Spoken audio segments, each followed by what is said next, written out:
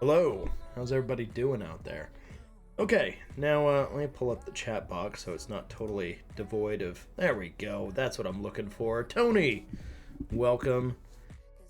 Nice to see everybody. Nice to have y'all back. Now, if I just adjust this a little bit, bring it over this way. I'm a little less in center of frame. It's a little better framing for me. Possibly too much. What am I doing here, guys? I'm just figuring this out. Don't mind me. All right. Thank you. Appreciate the haircut comment. I just got that thing. But yeah, I needed something a little tidy before we go on our trip down to Vegas. Do all the Vegas-y things. Anyway, I'm going to go ahead and stretch this window out a little bit more. I think it can manage that. There we go. Not the worst I've seen. There we go. Perfect. Whew. Okay. Well, are the ladies in Meridian jealous? I don't believe so. I don't think that's going to be a factor here, but then again, really knows.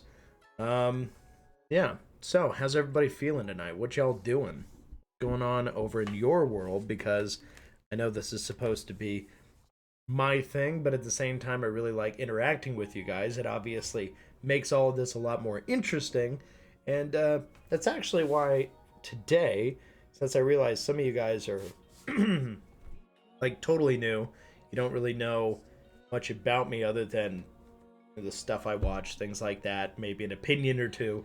But if you have any questions, I've decided today's AMA Friday.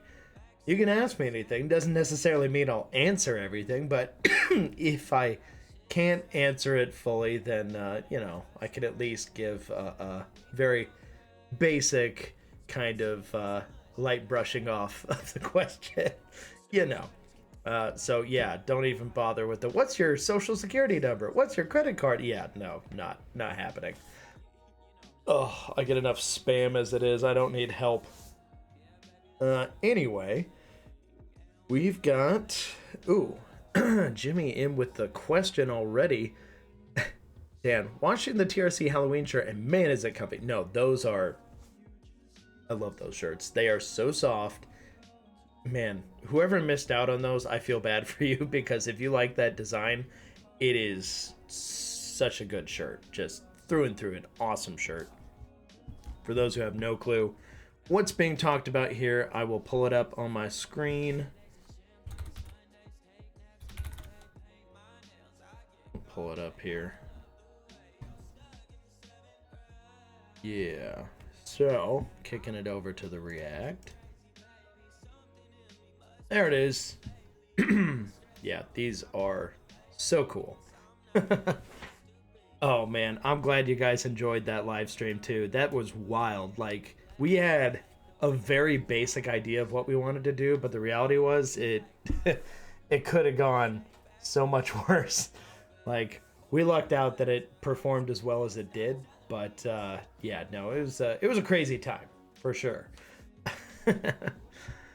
Days Inflated Pool. Good evening. Glad to see you, Rose from the Dead. Yeah, no, I think I turned out okay. If anything, it was rejuvenating. So now that I had some time, excuse me, leftover remnants from being dead and all that, I think some time underground really did the body good. Exfoliating from the dirt did my skin a number in a positive way.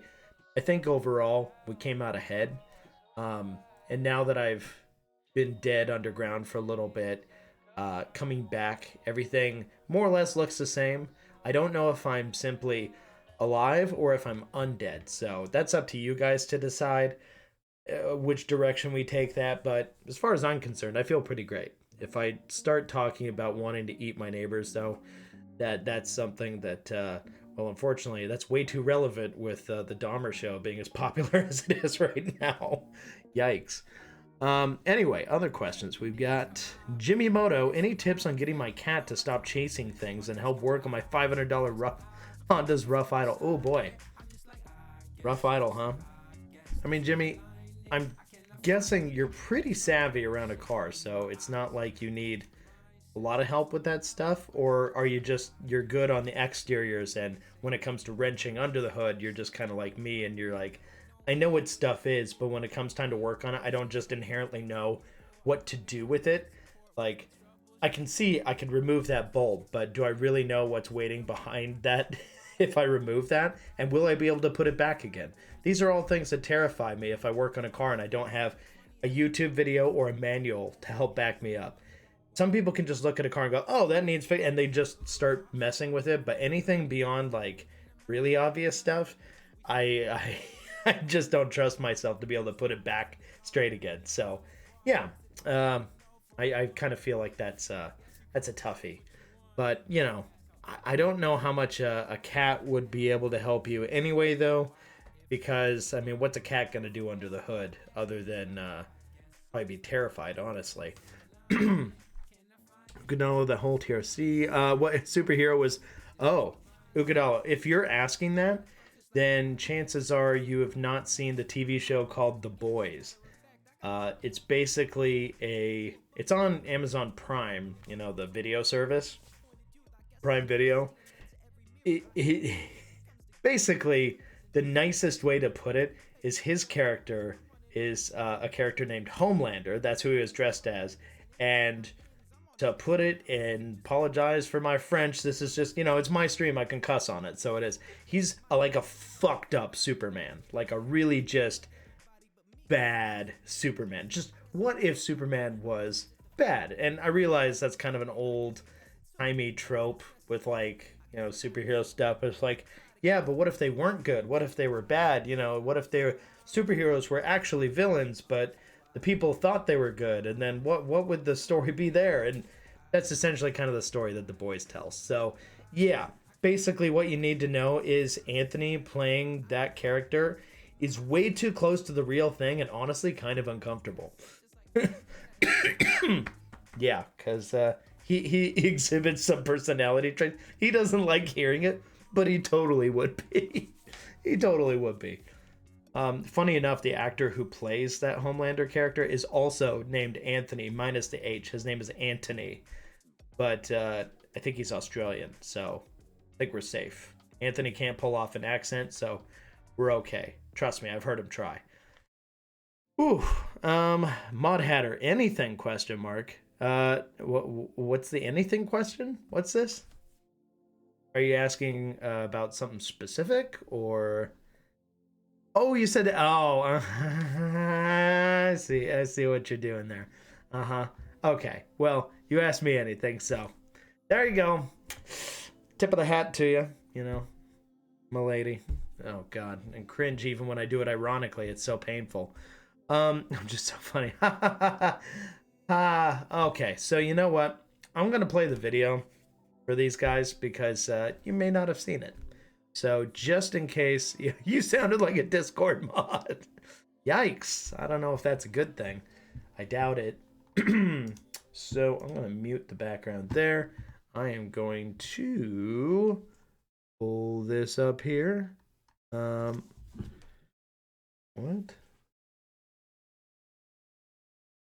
Oh God, I just see Yoshi post something and I thought, you know, sometimes you're worried when you get somebody who like sends you a Facebook notification and it's like a comment going, is this you, bro?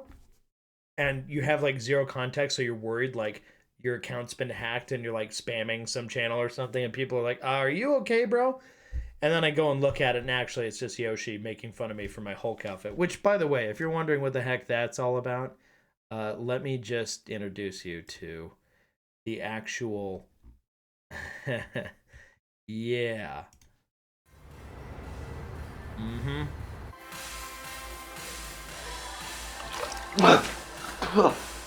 Do you think they even cleaned the bucket?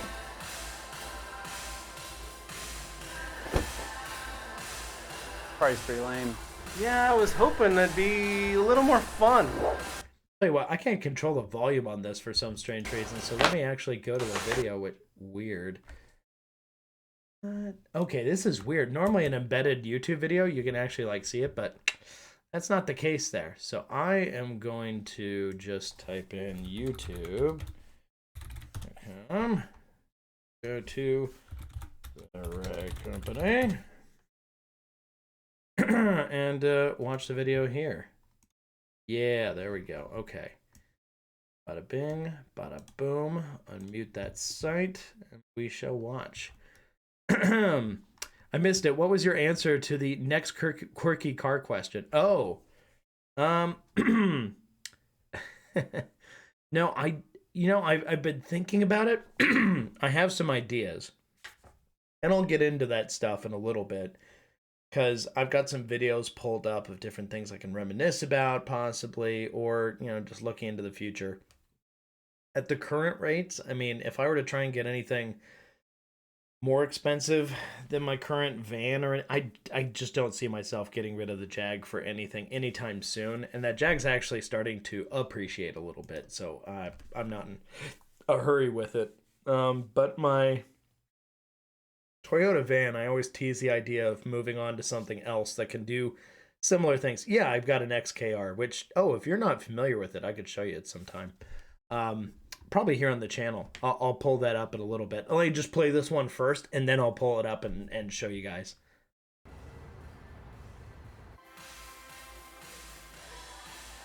Do you think they even cleaned the... All right, Porsche File. Yeah, you totally did see it there. Yes, so that's my XKR. It's a little modified and stuff, but it is just so much car for the money.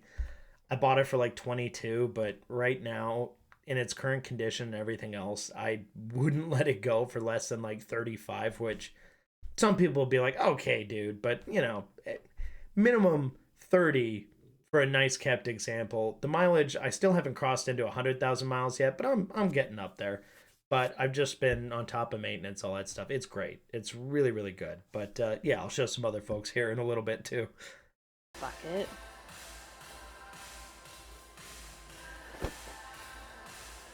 Party's pretty lame. Yeah, I was hoping that'd be a little more fun. So sad. Oh God.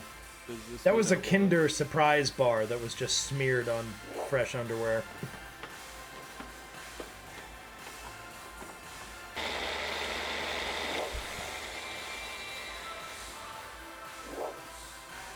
I think I know a way to liven it up. Cover me. Totally agree, Okudalo and Porsche Pal. Yes, it is. Been going downhill for a few years now. Several years. Hey, Dave! And I'm green. Nice costume. Thanks. Nice. I love Shrek. No, not Shrek.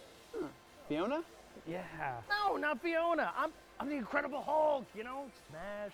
Don't make me angry, right? Kind of see it. Okudalo, it took way too long. Way too long. Whatever, this party sucks. Sad, great value tropical punch. Drink up. Drink up. It's actually not bad. This party sucks, but the punch is all right. I'm gonna get one more. Good idea. Get one more. Good idea.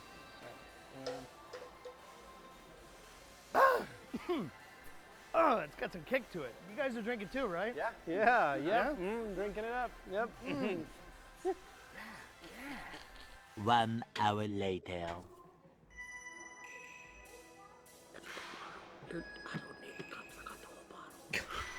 It just told me to lay on the ground, holding the bottle, whispering something to I'd it. say we kind of suck at it. I said, I don't need cups, I've got the whole bottle. I just had to come up with something. But you know what we are good at, Levi? Autopian is great, by the way. Sales. So let's throw one. Follow me. For this weekend only, we're bringing back mystery bags, limited swag, and doorbusters. So head to theragcompany.com, pick up some swag, pick up a bag, and happy Halloween.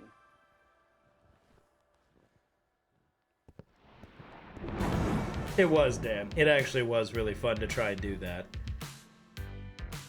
Can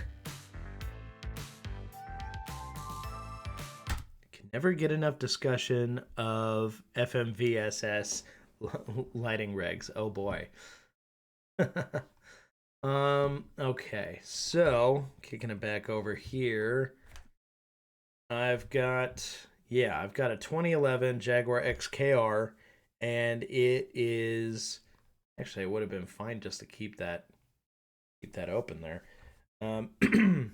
Let's see, where is a good back?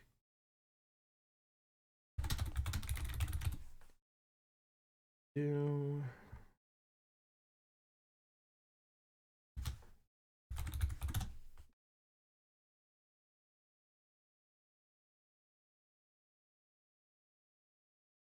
oh yeah, this is the one where we basically had my Jag ripped apart. Wrap it.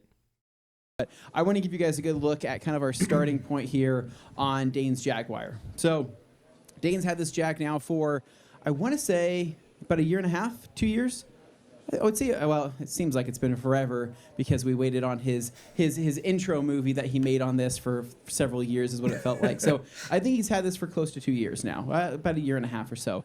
And actually, one fun he wraps Okay, one's Anthony. for basically raise the surface tension so it can actually stick to it. And so we went through, polished everything. But there. Okay, so you can kind of see I had the headlights out, I had the door handles off, I had the vents pulled off. Let me tell you, it's nerve-wracking pulling some of those things off because they're held on with clips that you don't know if it's going to go back.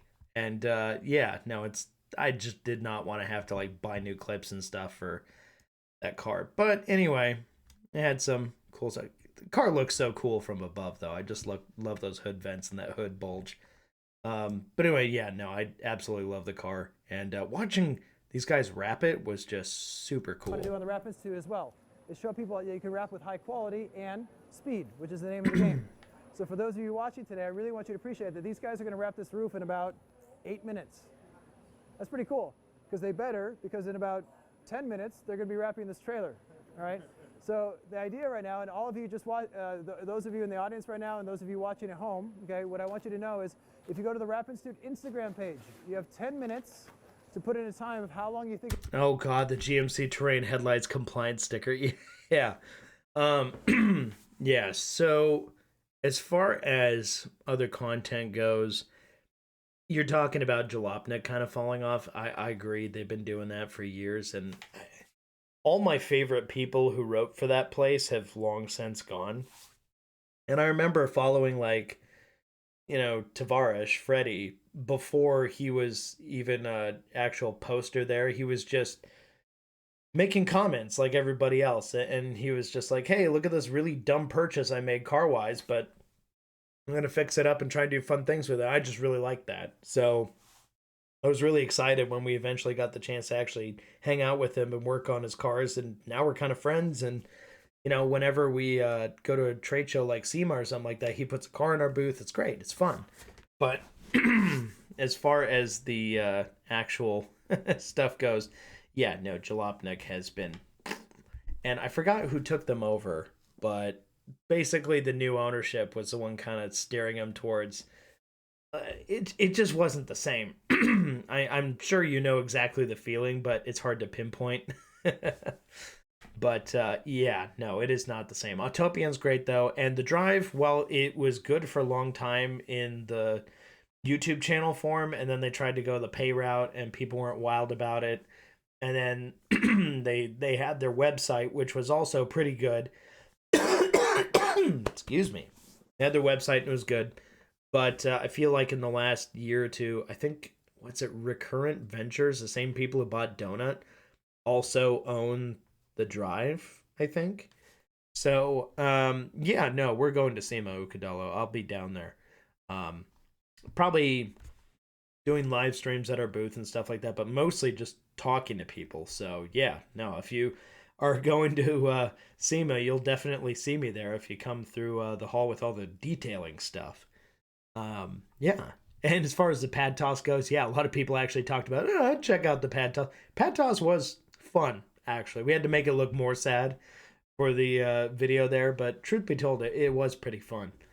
What else? We've got, when will y'all have the 2023 Avery Dennison event dates? That is a question for Levi, Dan, so you'll want to ask him. Because I definitely don't have that info. But yeah.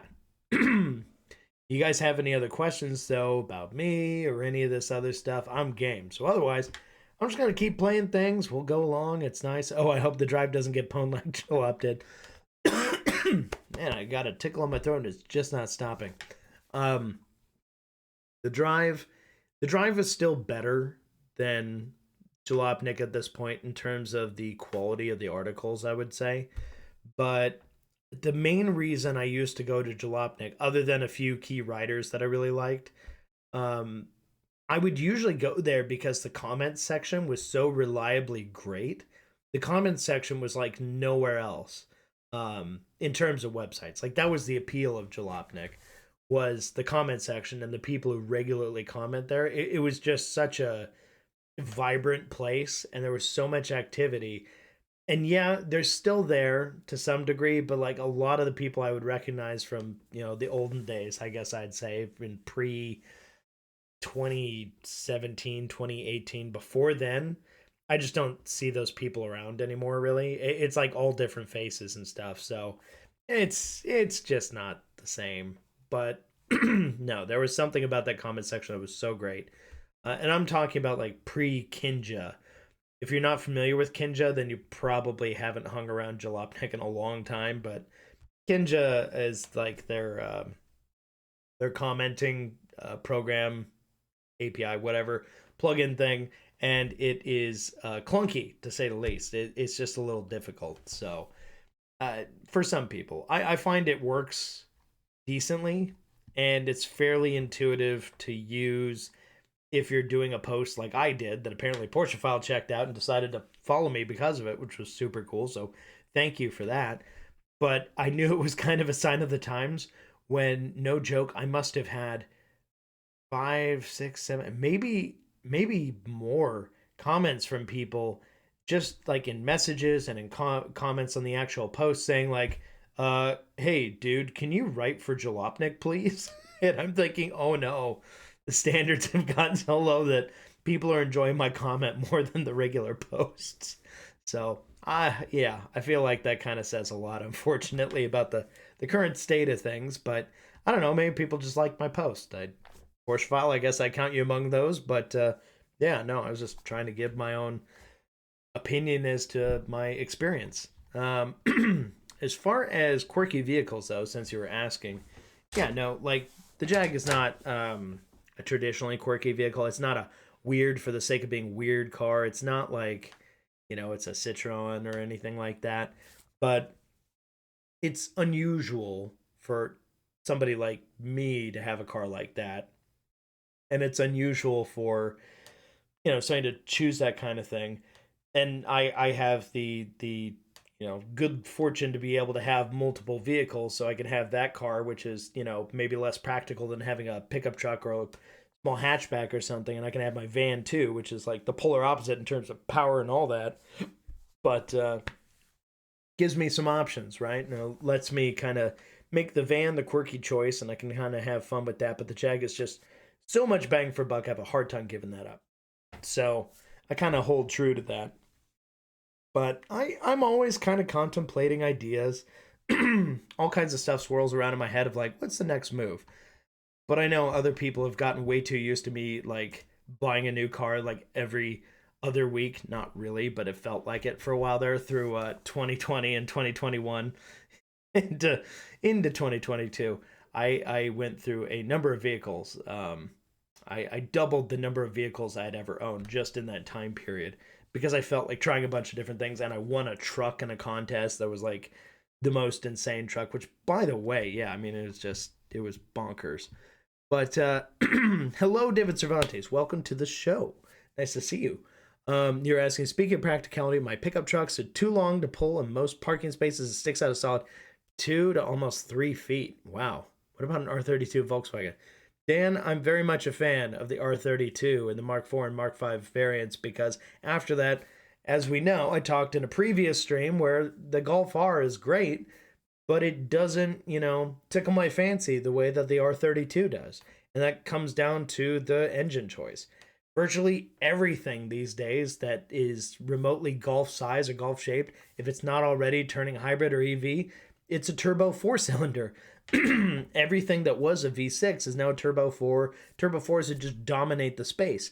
So it's not, it's just not the same. So the R32, while it's, you know, a little down on power compared to the modern Golf R, I would take the R32 over the modern R just because of the drivetrain. I know people get all hung up on, you know, the power's more or less the same or greater in the new car, even though it has 2 less cylinders. Sound is important to me. If you're gonna have an internal combustion engine, short of a, you know, performance-oriented 4-cylinder Honda, like an S2000 or something, or a Honda Beat, a 3-cylinder in that case, I'm just not interested in hearing a 4-cylinder when I have a better sounding 6-cylinder option, or potentially an 8-cylinder option for some things, or even greater, depending on the car. Who knows? You know, the future could hold many things for me, but, you know, I'm not making a choice today. How many vehicles are you comfortable with owning simultaneously? Dan, I, at one point, oh God, if I can find a picture of my old driveway. Sorry, really trying to clear out the throat. It is not working. There we go. Okay. If I can find it.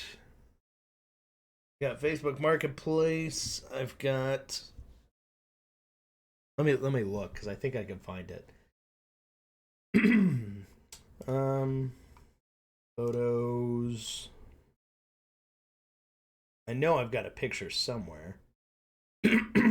From like when I had way too many cars in my driveway. I think I had 6 or 7. It wasn't for a super long time, but it was long enough that it was hard not to notice. Okay, let's see. So for reference, my Jag is this guy.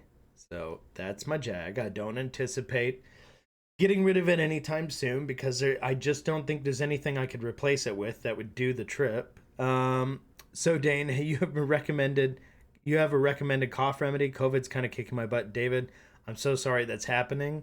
In my case, I had COVID the better part of like month and a half plus ago, and I still got the stupid cough. It's just followed me around. It felt like I hadn't gone away. And then there's a brief period where oh, maybe things are improving. And then it just right back again. So unfortunately, I don't have a good recommendation for you. Dayquil and ibuprofen during the day and then NyQuil for bedtime. I mean, yeah, more or less I was kind of doing stuff like that. So that would do it. But yeah, no, I absolutely love my Jag. And it's just, you know, the way it looks, the way it sounds, the way it moves. My God, the way it moves.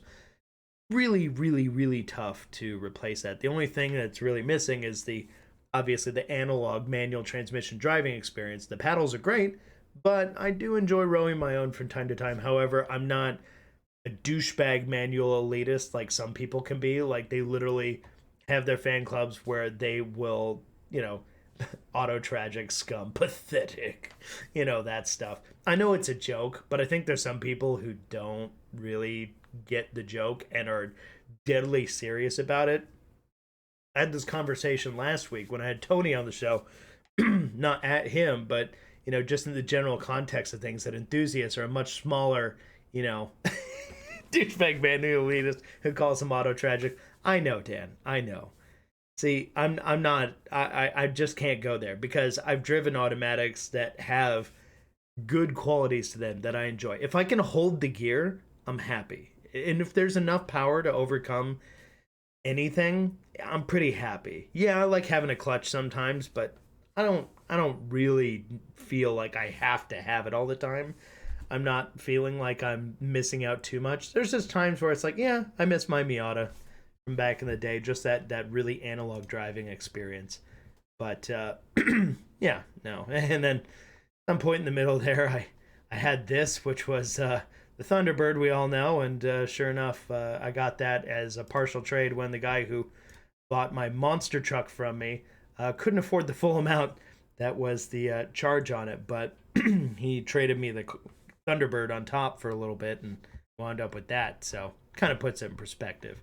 So yeah, I've had a number of vehicles over the last little bit here, for sure. But yeah, this is my awesome little van I love so much. And I threw some knobbies. I threw some big boy Kumo road ventures on it. Well, I love driving a manual in about any vehicle. My truck's 8-speed is crispy. Kind of reminds me of Charger Camaro shift points. Yeah, no, if your truck drives great, sometimes you get those autos and the newer ones. Is it it's an 8-speed though? Okay. I was wondering if it was the shared 10-speed or not, but yeah. I love how the van is parked in front of Virgindale. Dan, that was extremely deliberate on my part. I was passing through a town called Virgin in Utah, and I saw Virgindale, and I just thought, okay, my super dorky van needs to park out in front of that, and I need to take a picture of it. So yeah, no, that was incredibly intentional. But they just have this like funny little mock-up of a town, like all these, they're the size of a tree house. But yeah, it's a GM, so it's a 8L90E or 95, not entirely sure. Okay, that makes sense. But yeah, those are, some of the more recent cars. So the Jag and the van are my current lineup. But yeah, no, I've had a Honda Element before that I absolutely loved. Had a boatload of miles on it, didn't matter, did everything I wanted it to, and it was a friggin' champ. And I will say, this the one I had was a 2007, so post 2006 Honda Elements are definitely the ones to get if you're into Honda Elements, because they added the 5-speed. They got rid of the old 4-speed and got a 5-speed. Totally changed the way it drove. I test drove earlier ones with the 4-speed, and that 4-speed is also known to have some problems in Hondas, so I was really glad when I just switched it up and got the 5-speed one. It was better, for sure. And then my beloved Miata. That thing was so great. Had Ventus RS2, I think. Ventus RS2 or Ventus VS2. I can't remember. Tires on it, like super autocross tires. And then Kosei K1 racing wheels, which were incredibly light, and the thing handled like it was on rails. And it was the most basic of NAs. It was a 92, and it didn't even have air conditioning. It was basic. Have any possible future wrap colors in mind for the Jag? Asks Ugudalo. I'm really happy with the green. Like, I want that Jag to stay green, and if it doesn't, I need to take the wrap off at some point for any reason, I'll kick it back over to black, which is what it is underneath. But I just love the way it looks in green. Now, that particular shade of green, I might change it up, but Hankook makes a Ventus RS line of tires. They're up to RS4. Oh, wow. Okay. So, yeah, I think these were 2s when I had them. But, I got the wheels and tires as a set from my ex's, my pretty far back ex's dad, who was a Miata enthusiast, and he was the one who originally let me drive his Miata, and then I went, holy shit, I need one of these. And he sold me the whole wheel and tire set for like $120 or $150, something like that. It was stupid cheap. They were worth a lot more than that, but it was awesome. And then I did have a Subaru SVX as well. That was my first car. In between, this was when I had 3 cars. I had the Volvo V50 R-Design wagon, and the Miata, and my Element.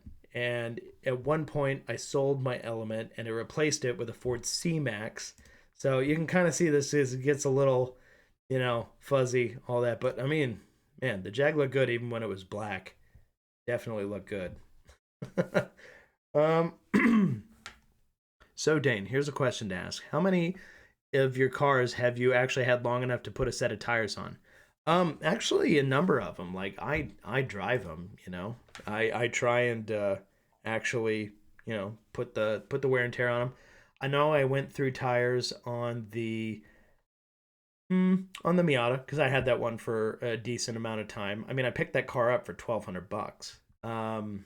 In the case of the Element, I had to pay quite a bit to get that thing, because the people who had it were the first owners, and the first owners put 187,000 miles on it when I bought it. One owner, 187,000 miles, and I was the second owner, and I just, I put on some knobbies and drove that, and I was happy with that. In between, obviously I went through tires when I was on my SVX. Never went through tires on my Tacoma that I briefly had. I had a 2020 Tacoma that I leased just because I knew whatever I did, you wouldn't really lose money on a leased Tacoma. Little did I realize, like, those things appreciated quite a bit, but I knew it kind of would, but I didn't know how much. But that was fine. I did go through a set of tires on the Volvo, but then again, that thing was lowered and it was on wider wheels and all that kind of stuff, so nothing too outlandish. What else? Yeah, so this is going back in time. Not all these are mine. I did have this freaking Montero, my God. This thing was a basket case.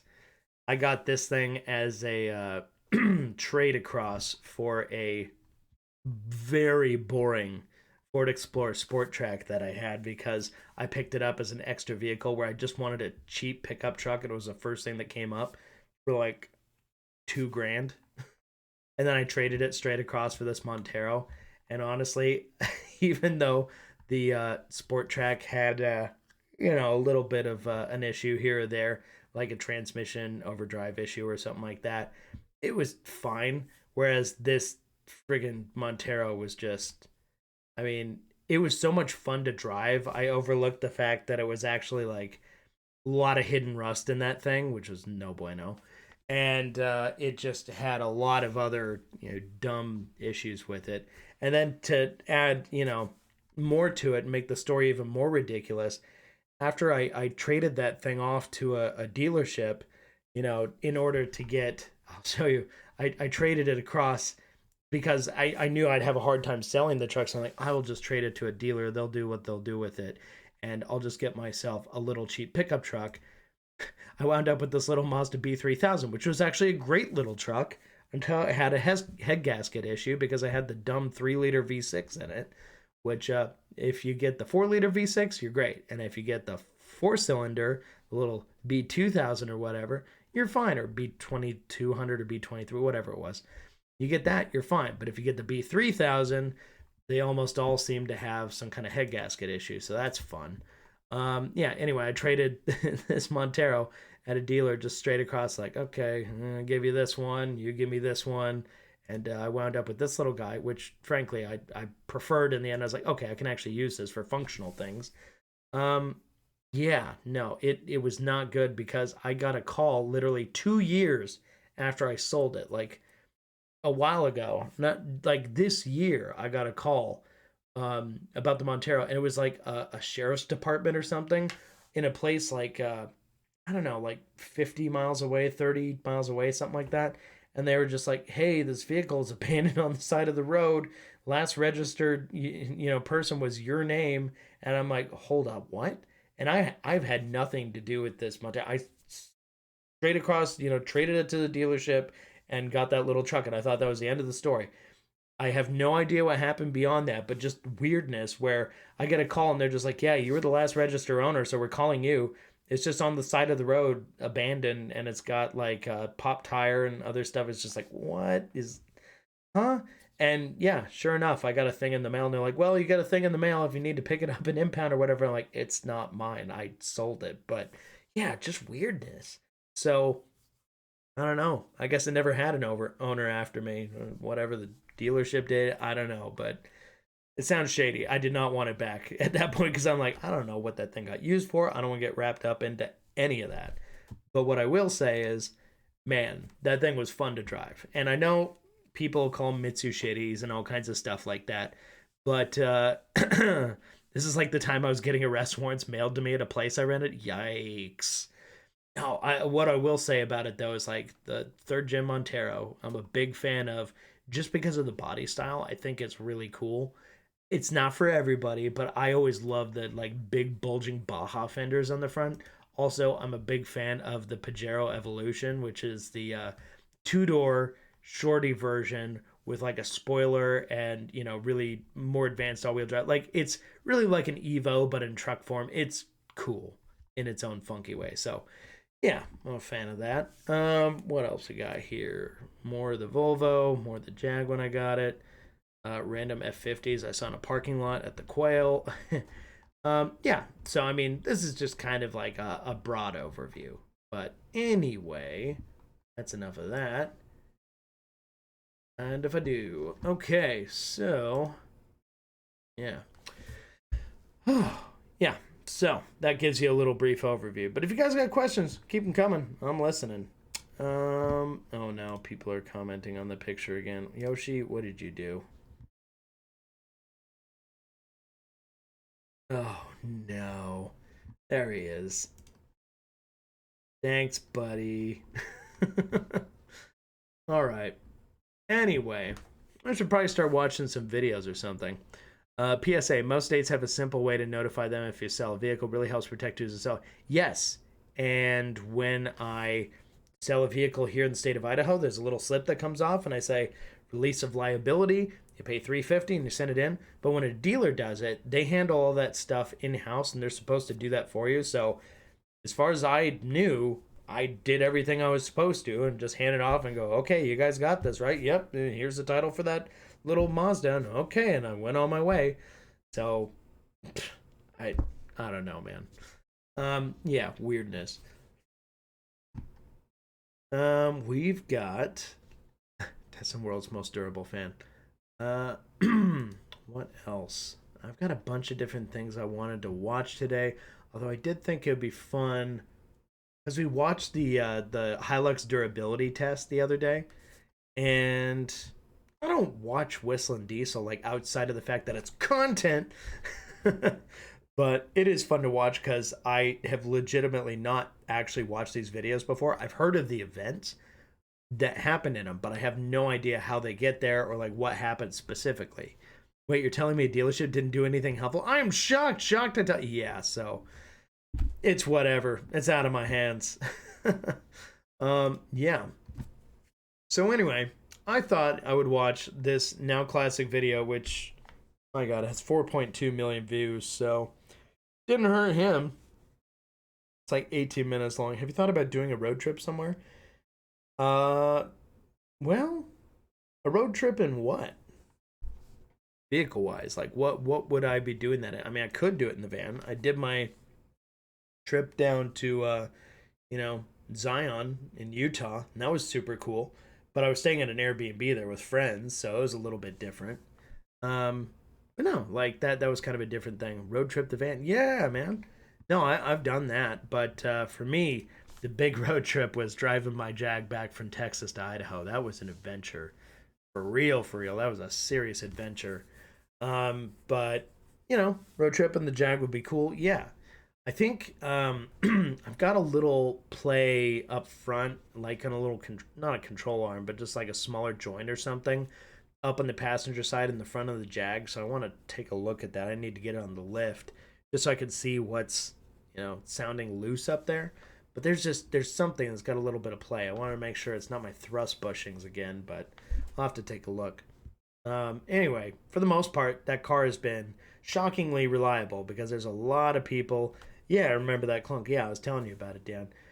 I got it fixed before when I had, my thrust bushings replaced, and I got a new control arm with new bushings and stuff, and I also got my shocks in the back with the, electronic adapters or dampeners and all that stuff too replaced. But up front, I have not done that.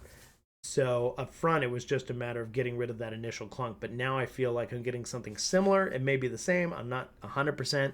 So I just want to make sure it's not an issue before I did any kind of long trips in it, But yeah, road trip in that would be super fun. Just driving out to like Portland or something would be cool. I told you about the nightmare I had with the BMW eating suspension parts. Oh man. Yeah, no, that was a rough time. The BMW, you get it set up wrong. It's just going to chew and chew and chew. You could road trip to Anchorage. Oh my God. In the Jag, I don't think so. I'm not here for those freaking rock chips. My God.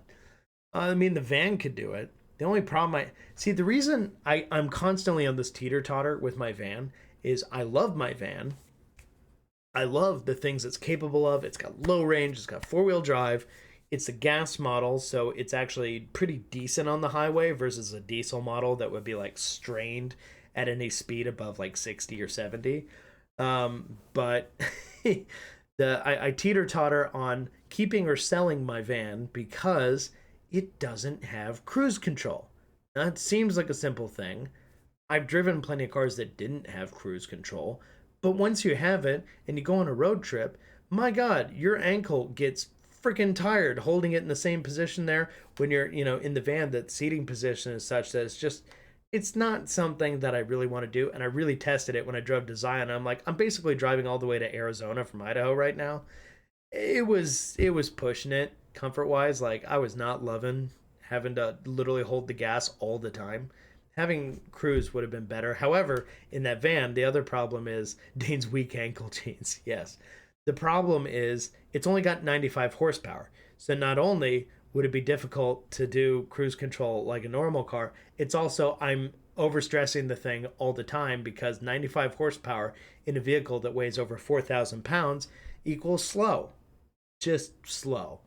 So when you get onto any kind of incline or the wind is against you, any number of factors, like that van is trying so hard just to do what it can. And it will hover above 5,000 RPM, which is like red line essentially, if you let it, just to keep it at a reasonable, 80 miles per hour on the freeway going between, Idaho and Utah and all that. So it's not the funnest, I gotta say. Now, would I potentially replace it with a different kind of Japanese van? Sure, the thoughts crossed my mind there. Maybe a Hi-Ace, some a little bigger, got a little more, juice, and probably cruise control. I once drove a car that needed to be in second gear to go 40 miles per hour up a moderate hill. Yeah, dude. See, the thing is, once it gets going slow enough, I can get up hills. Even fully loaded, the thing becomes atrociously slow. However, I think a Hi-Ace would have just enough to get out of its own way. It's pushing it. But I love everything else about the van. It's compact. I could do tons with it. I don't need it to be bigger, but I just think, I need... and drove from California to Texas without cruise. I get exactly what you're talking about. Yeah, it's not that I couldn't do it. I could do it. I have done it. But if I don't need to do it, then why the hell would I want to torture myself like that? It's not fun. I mean, what I don't get is like, there are people out there who will be like, you don't need it. I don't use it. And it's just like, yeah, but you're just, hurting yourself to be able to tell other people like, yeah, I don't need cruise control. I'm better than that. Dude, if the option exists, why not take it up? It's not like it's a new invention, but it's one of those things where I think it's just a weird point of pride. I mean, like driving a manual transmission, not a dig at you, Dan, because, transmissions are going to do what transmissions are going to do, but the autos will eventually take over. Or in the case of EVs, I mean, it's just one gear in many cases, unless you're getting one of the more expensive EVs that have like multiple gears. But no, I need to have some cruise. I just need some power to be able to functionally use the cruise. Otherwise, the thing is just going to fall out of cruise all the time because it's going to be too heavy and not. You get what I'm saying. Also, Dan, just because you drive shitty automatics doesn't mean that all automatics are bad. And I appreciate you sticking to your guns on that, but man, just understand there are some good automatics out there. And I love when you get the manual elitists who get all pissed when it's like technically it's a manual, but it's a manual like a sequential manual or something that doesn't require the use of a clutch. And they're mad because they're like, no third pedal, no care. Because there's some weird point of pride that they can like one up somebody else because they know how to do it and someone else doesn't. It's a weird thing, but it's like caveman brain where somebody's just like, I'm better at this one thing. Don't take this from me. Please don't take this from me. Eventually it'll happen. But anyway, I've been doing a shit ton of talking and I haven't played the video yet. So let's watch the video. But feel free to ask me questions while we're doing this because I'm happy to answer them as we go along. You can't be doing this in the boat ramp parking lot. Yeah, we're going in the water. Yeah.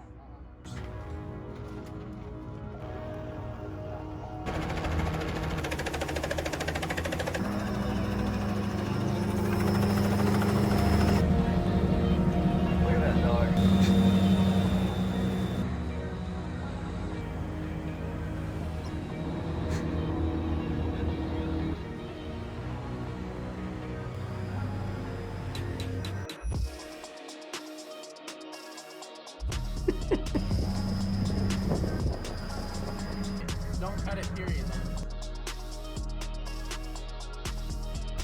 Okay, Dan, that's the important distinction. You don't begrudge people who drive an auto tragic. You just don't want to drive an automatic sports car.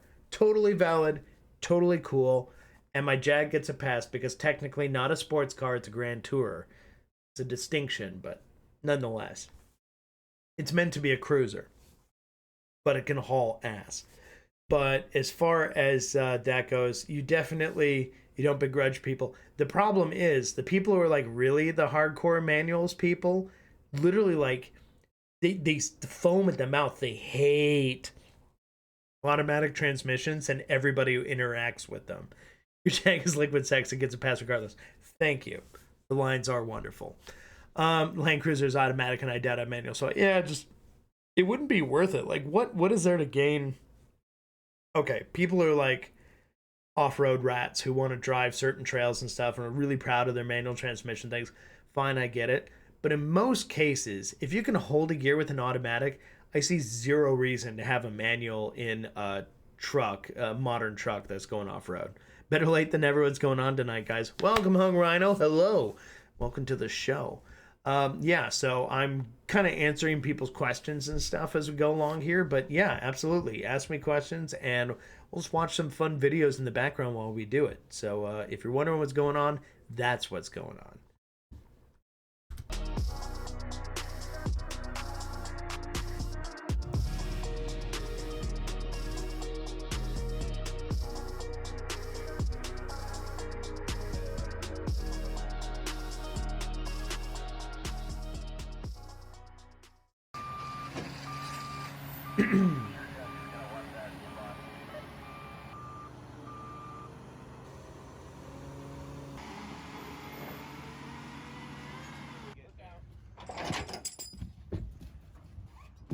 Yeah, that one's definitely a little flat.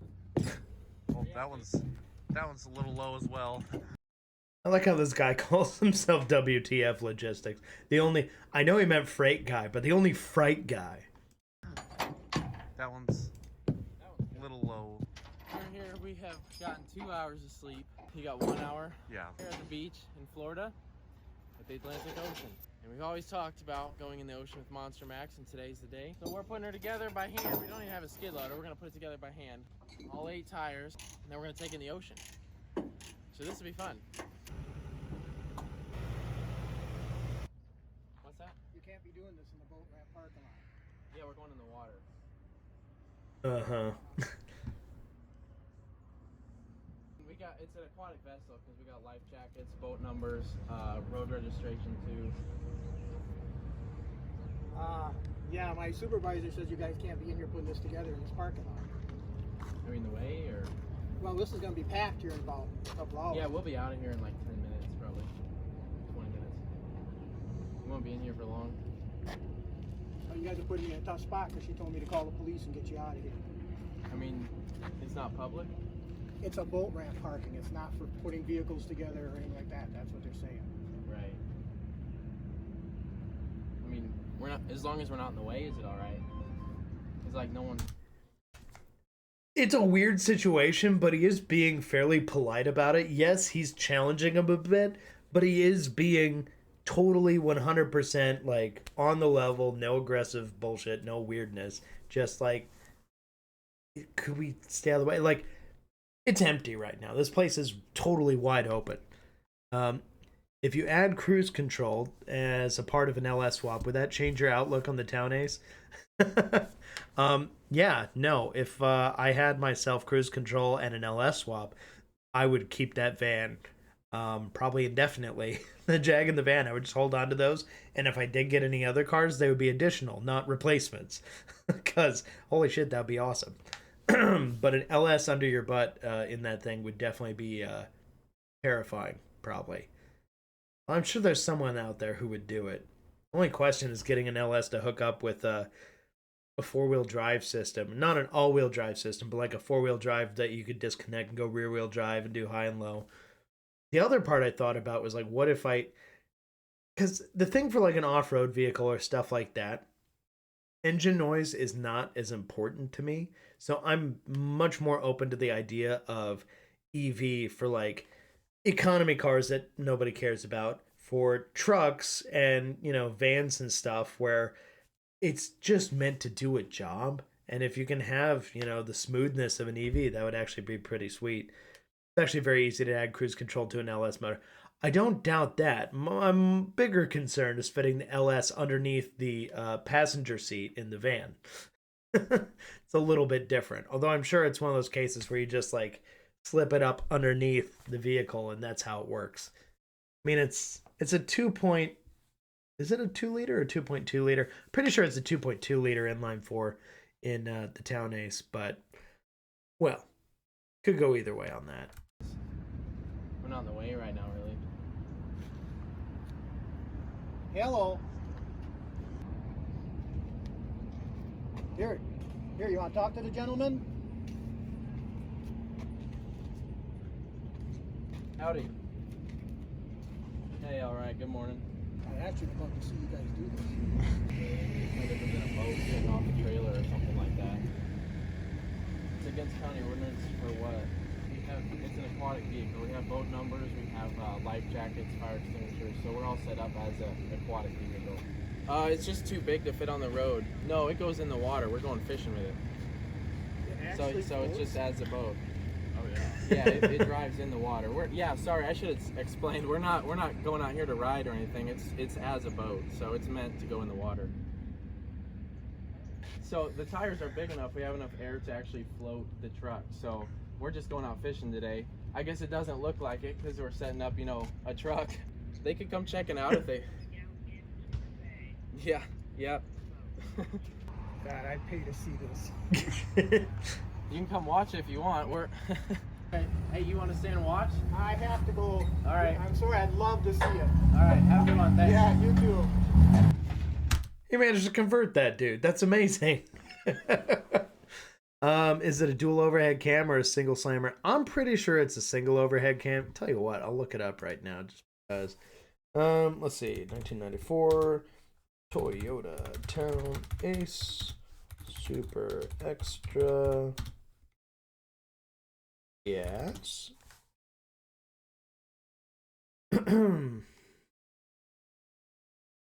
Specs.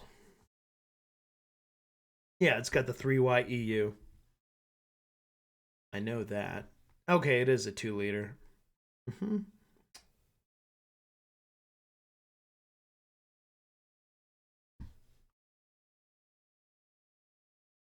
Yeah. So just a hair under 2000 cc.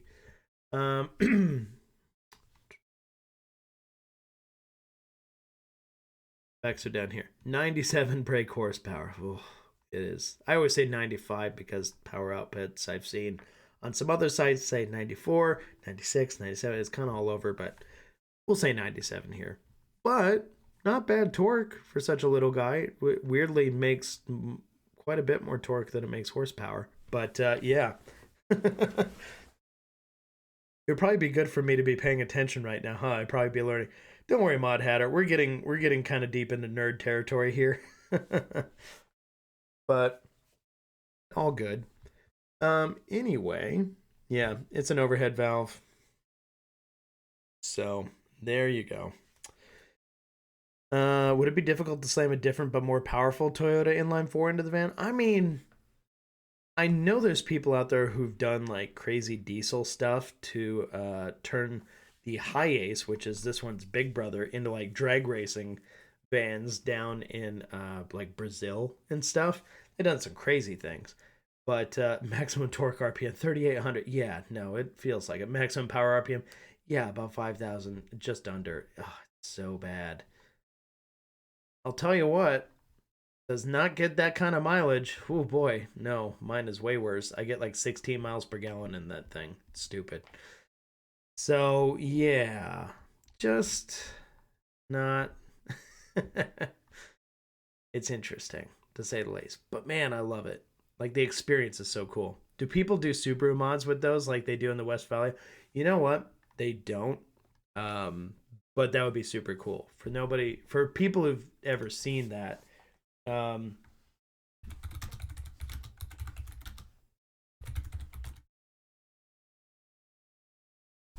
just going all over. God, I love the SVX engine. It's good. Don't call it a dinosaur. It's good. Got used for all kinds of things. Vanagon SVX first day at the track. Oh my God, what's going on? 1537. Sorry, that blew people's eardrums out. Goes a 1553 for the win. Here comes Mike Rick now over there on the Mopar side, 17 flats to dial in. 84 Vanagon going up against Carly Jones. Carly coming to Lakewood. 99 bucks. Personal accomplishment. Alright. Oh boy. That was sad. No, I love the EG33. It's a great engine. This is an oldie but a goodie.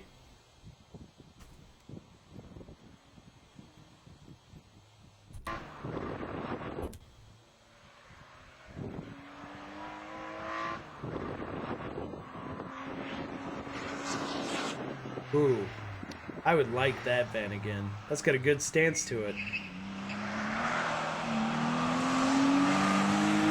Slow down, boy.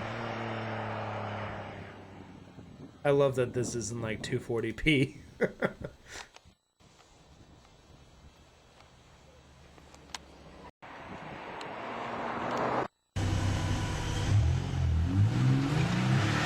He's so excited to drive it.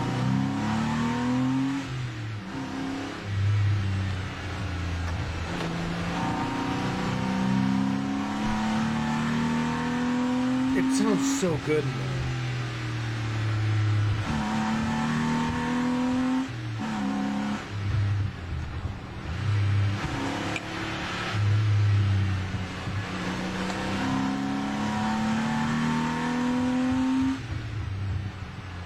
Yeah, so people aren't doing those swaps with my van, unfortunately, but nice. Time in. Toyota Town Ace engine swap. Is there anything? Nissan Urvan. 4AGE? Oh boy. Huh. Interesting. I don't know, man. I'm looking, I'm not seeing. That's dope, though.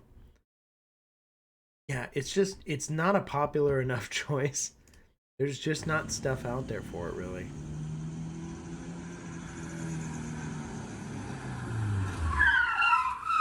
Oh my God, that's brave. Okay, this is a little clapped. Those poor wheels look like they've been plasti dipped, and anyway, let's just see what he does.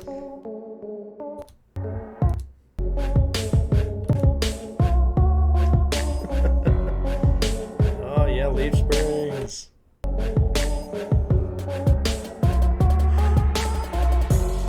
Yeah, this is the generation before mine. The interior of mine looks a lot nicer than that.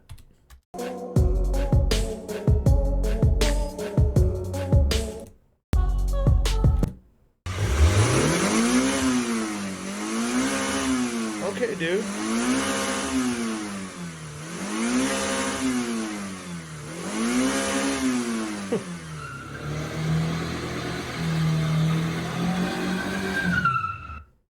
Okay.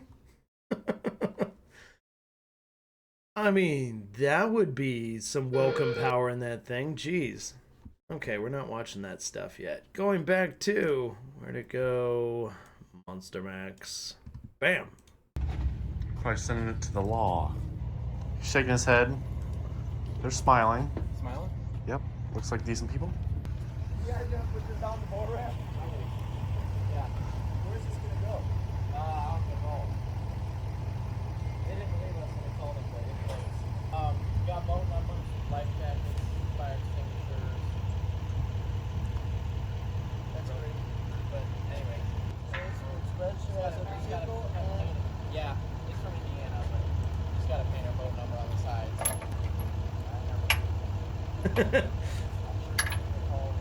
Alright.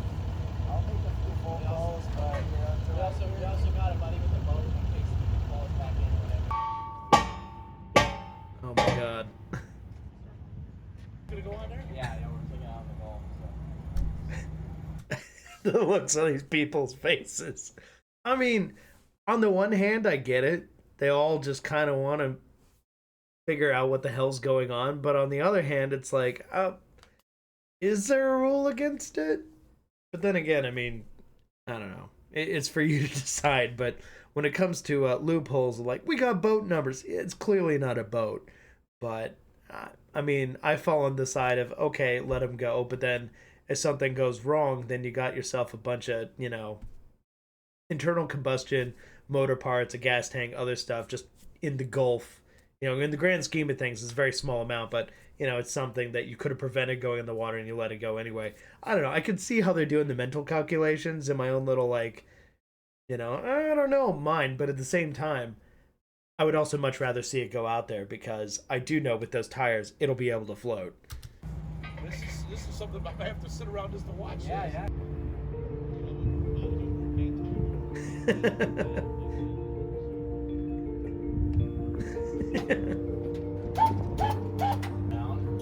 Down a little bit. Cool lift they had.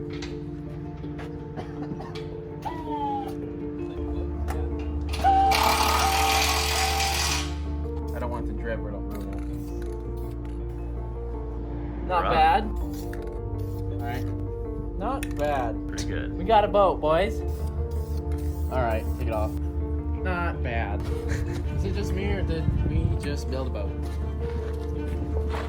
I think it's finally time, guys.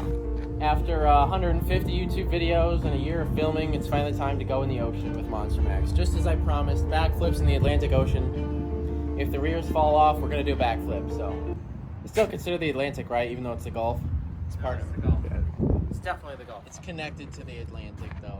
I mean, to be fair, going in the Atlantic straight up would be sketchier. Where does the Gulf get its water from?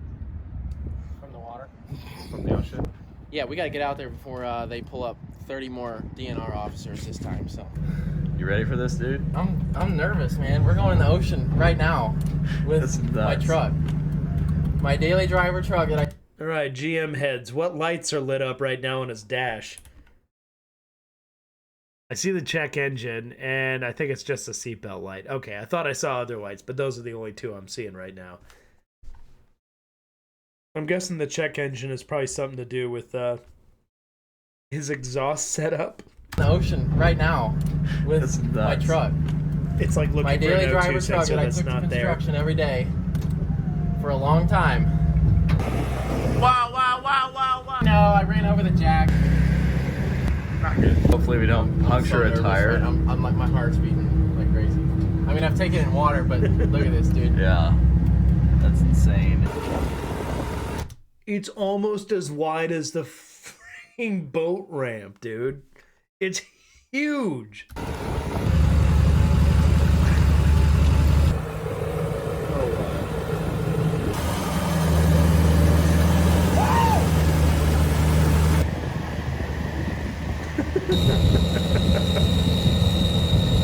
All the people that said, you don't make good content, it's all repetitive.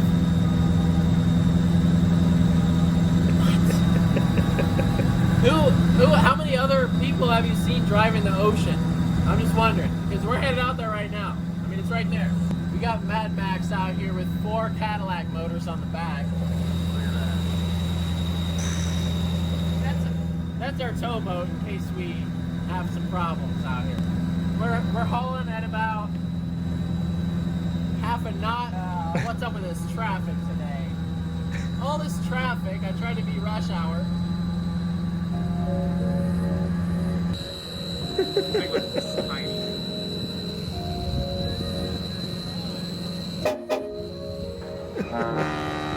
Oh wow.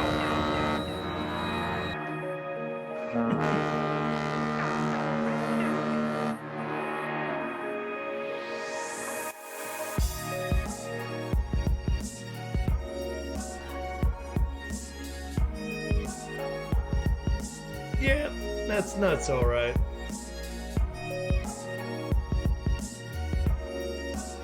I wonder how deep that is where he's at. Looks like it may just be 15 or 20 feet. Well, probably more than that.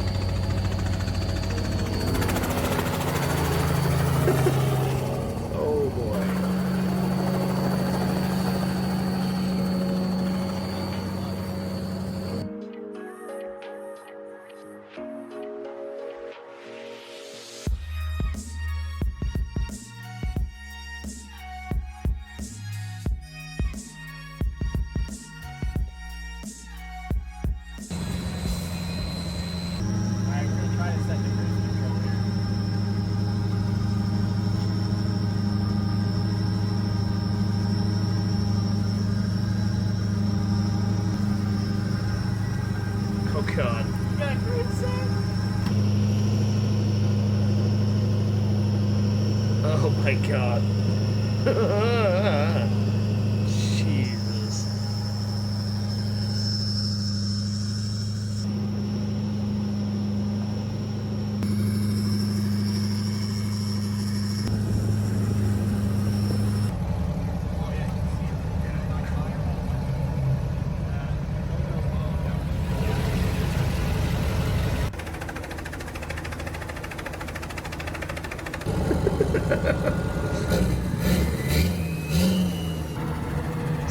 So ridiculous. Oh my god, it actually does steer. I thought it was just kind of just go wherever, I guess, but okay. They're being towed, never mind. That kind of makes more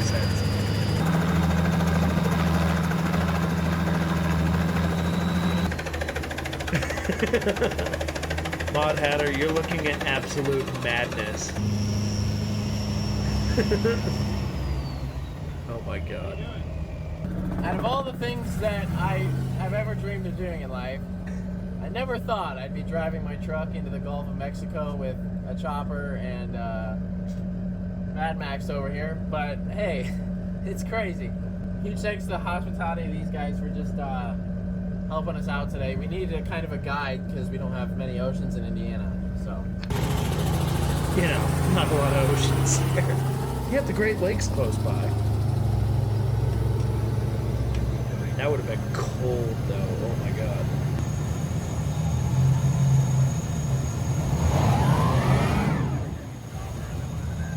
That's an interesting concept. Plane's gonna push us.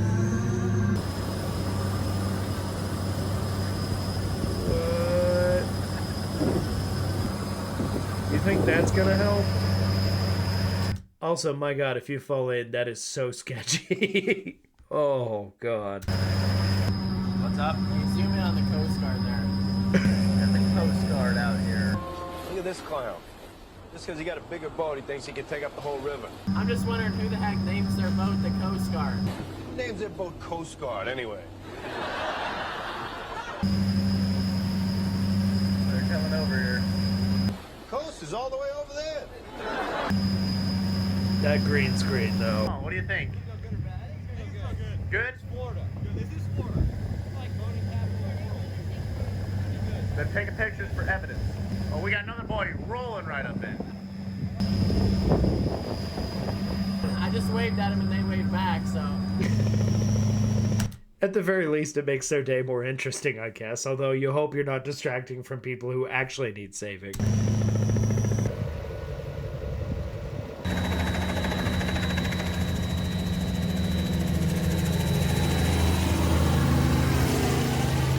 God, the helicopter just won't let up.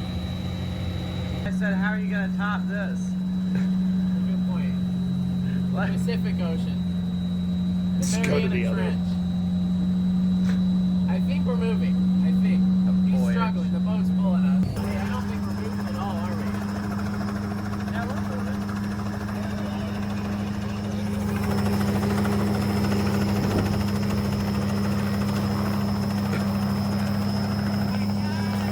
This is crazy! Holy cow!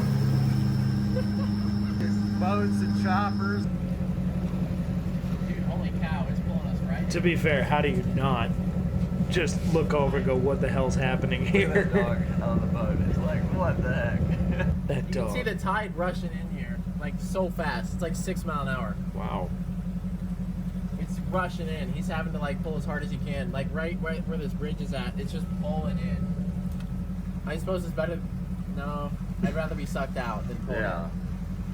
You'd rather be sucked out to in. sea. That's the problem. When we go to come back, it's gonna be going out, and then it's gonna be a fight to get back to land. Yeah. I think he's making progress though, barely. But Just made it that more water is difficult flowing. on purpose. I didn't realize tide is like that strong. Well, we're all learning things today, I guess. They waved back, so I love the fact that everyone loves this. No one is like hating right now. Yeah, everybody Except likes on the it. YouTube video that they're watching. Yeah. They're all commenting below, but it's okay because the rest of the world loves it. You don't have to be a sorry piece of trash. Just say it. You don't have to be like that. But if you choose to be that way, say it.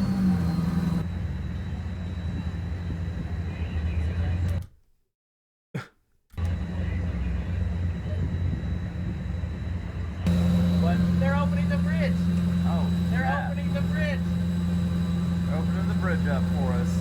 What? Wow. No way! They're opening the drawbridge for Monster Max. Oh my god. That's so ridiculous. And they're just like filming it.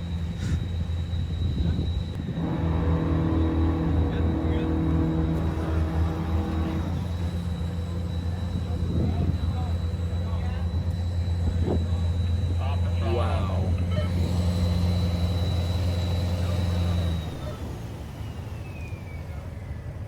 Oh no, is it gonna bonk into the side there? It's looking close. Ooh, ooh, ooh, ooh, it's close. Bonk.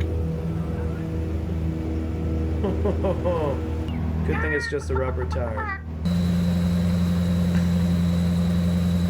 Dude, we're actually in the ocean now. Wow. Look at all that expanse of water out there. Can't see any land. Dan, I love that. This guy's Dane's Spirit Guide. You don't have to be a piece of trash. Just a thought. A little bit. I think that if you straighten your wheels out.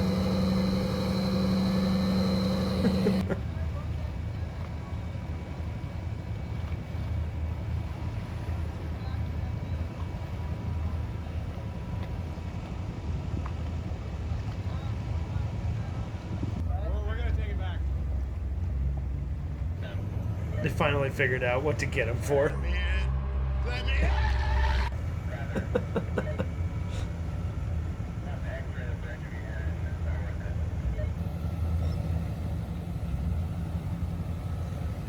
Oh man.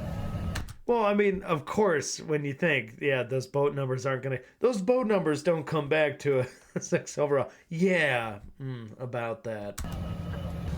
If it wasn't already obvious. Okay, don't cut it, period, then. Do not cut, don't cut. Let's go on through, go on through, go on through.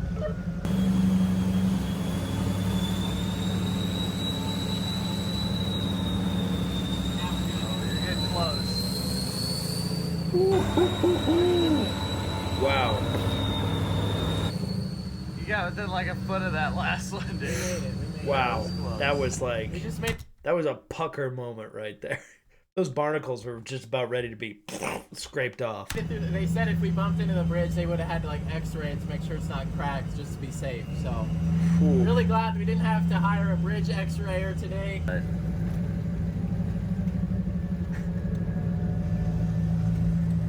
Down there in the water.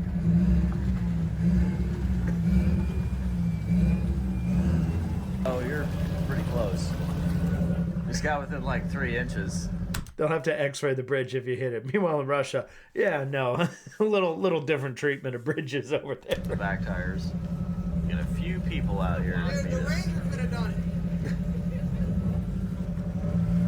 About to go on land. I can feel it. Yep. We're on land. We're on land. Right in.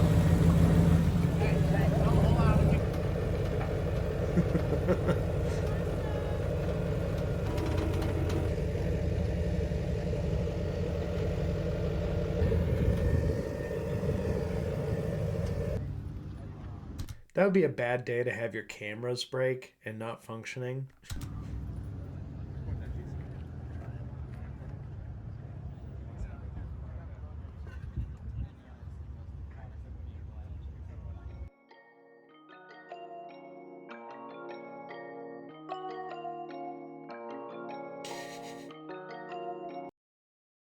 $70 for not having proper boat registration, but next time I'll come back with the bow of a cruise ship welded on the front so I can say it's a 2019 Cruise America transcontinental ship. Jesus Christ.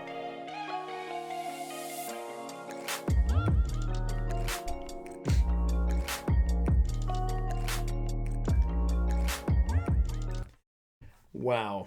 That's all I can say is wow. Let's see. I wanted to go back to the SVX here for a minute because that was my first car. And I will say mine was in extremely good shape when I got it.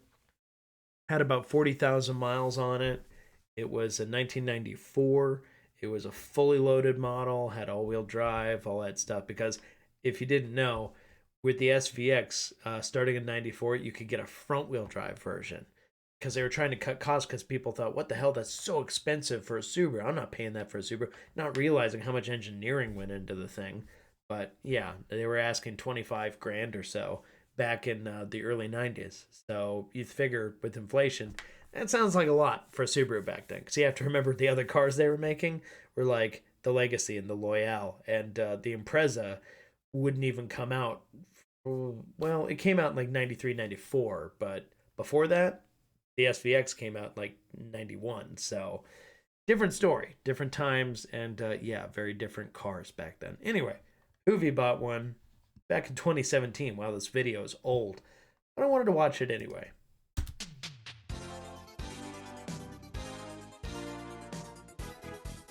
Just because I really miss mine. And old Hoovie intros. Yeah, I got rust. Clear coat failure. Good stuff. Smoky brakes. Well, another stray has followed me home, and I should probably feel ashamed by my lack of self-control. But how can I when I bought this Survivor from the Japanese Super Coupe Wars of the 90s for only $500? $500 for this 1994 Subaru SVX with a 6-cylinder boxer engine and tons of weird 90s goodness. Now, I'm sure you're thinking it's got to be seriously screwed up to be that cheap, but it's really not that bad.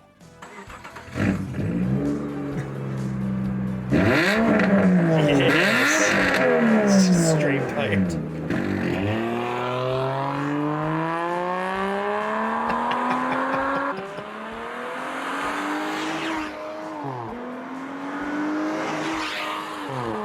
Yeah, he's not holding back. I don't know, that sounds pretty good for $500, but it is very ratty sounding at the same time. Mine sounded much better. And if you want to read more about my Hoopty SVX, or leave a comment telling me what I should do with this thing, click the link below and read my column on autotrader.com/oversteer. The SVX was one of Subaru's early... Oh my god, I could see it from here. Okay, so guys, I don't know how to... I zoom in. Can I zoom in? Like, no, I can't. Okay, basically, all I'm trying to show is, look where on his right arm, our left, his right, elbow is. Go to the left of that and look at the center console. You see that kind of yellowy spot on the center console there? That is the leading edge of the back part of the center console. The center console lid turns up, and the problem is that leading edge would get torn up eventually from opening and closing the center console so much. It's basically right in front of the ashtray with the cigarette lighter back there. And eventually it would just wear away, and they all wore in the exact same way to where it would like lift up and then reveal the glue underneath. And you're like, oh God, it looks terrible. But that is like such a signature flaw in the interior. Whereas everything else, you're surrounded by like Alcantara everywhere and leather and stuff. Like, it was actually a really nice place to be for an early 90s Subaru. Like, totally different than any of the other stuff they were making. But yeah, no, that one goofy little flaw seemed to be in every single one. Mine had the beginnings of it, even at its like low mileage and frankly like really well cared for state. It still had the beginnings of it. So you knew it was a pretty common flaw you'd see in a lot of SVXs. Early attempts to build a car that combined luxury and performance. And they did their My best interior to was differentiate great the though. It SVX definitely from looked other better than offerings this. during the invasion of Japanese cars flooding American roadways Beige. at the time. This thing had all of the makings to be an epic car, with its 230 horsepower 6-cylinder boxer engine being the largest motor Subaru ever offered at the time.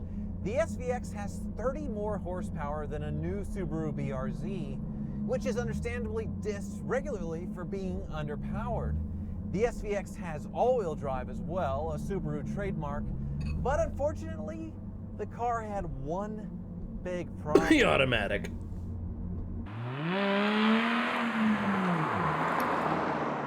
Sadly, the SVX was only offered in an automatic transmission, as Subaru didn't have a manual gearbox to handle all of that power at the time. That's one of the reasons why the SVX isn't nearly as memorable as the Mitsubishi 3000 GT or the Nissan 300ZX. And it's why you can pick up one of these for cheap. But I'm talking $3,000 to $5,000 cheap, not $500 cheap. Right. The other thing with them was, weirdly, despite not having any real relation, they do share a few parts with the Nissan 300ZX from the time, including the door handles, which I found very interesting.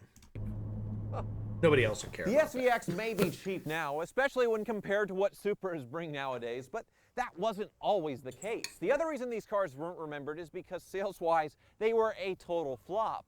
This was probably because it had a base price of $24,000 when they launched, and a fully equipped 25. car like this one cost $28,000. That's more like it. That could have bought you a more luxurious BMW 3 Series, or you could have spent a little more and got the King Daddy Supra, which is what everybody did. And despite the high price, it is reported that Subaru lost $3,000 on every SVX they made, which sounds like how I would run a car company. Even with the slush box, the SVX is certainly worth remembering. The design is way more interesting than the other 90s Japanese Super Coupes, and that's because they sourced this slippery bodywork from an Italian design house. But this isn't just some vaguely looking Italian car, thanks to this spaceship-like futuristic look and these crazy windows. I can't think of many other cars where the design focal point is the side windows, which sit below the natural body line of the car and have this unconventional window within a window design, like a... Dan, I would never deny that a manual would make a car like this better.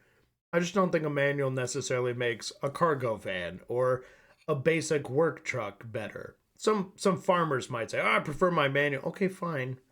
You don't need it. You'd be fine. Somebody'd make an argument for towing or whatever, but with a modern automatic, you can do so much stuff. These, though, people would swap like WRX and STI manuals into these, and it totally transforms the car. Like, seriously, improves it big time. A Lamborghini Countach or DeLorean, even though the doors open normally and noisily. Little WD-40 to fix that. These crazy windows and overall design give it a fighter jet feel not only from the exterior, but also from the inside looking out. Other than the nice Alcantara style accents, the interior isn't that remarkable. This LSI model is covered in wood which came from the finest 90s plastic trees, which seems out of place for this futuristic looking car, and strangely they decided to make the parking brake look like a second gear lever. And the climate control temperature button is... Honestly, it was one of the most satisfying feelings in the world, pulling that parking brake. It was like a throttle in a friggin' fighter jet or something. Well, more like a commercial airliner. It's just huge. The thing was a massive, massive handle. And I like this weird little bubble here. You adjust climate control there.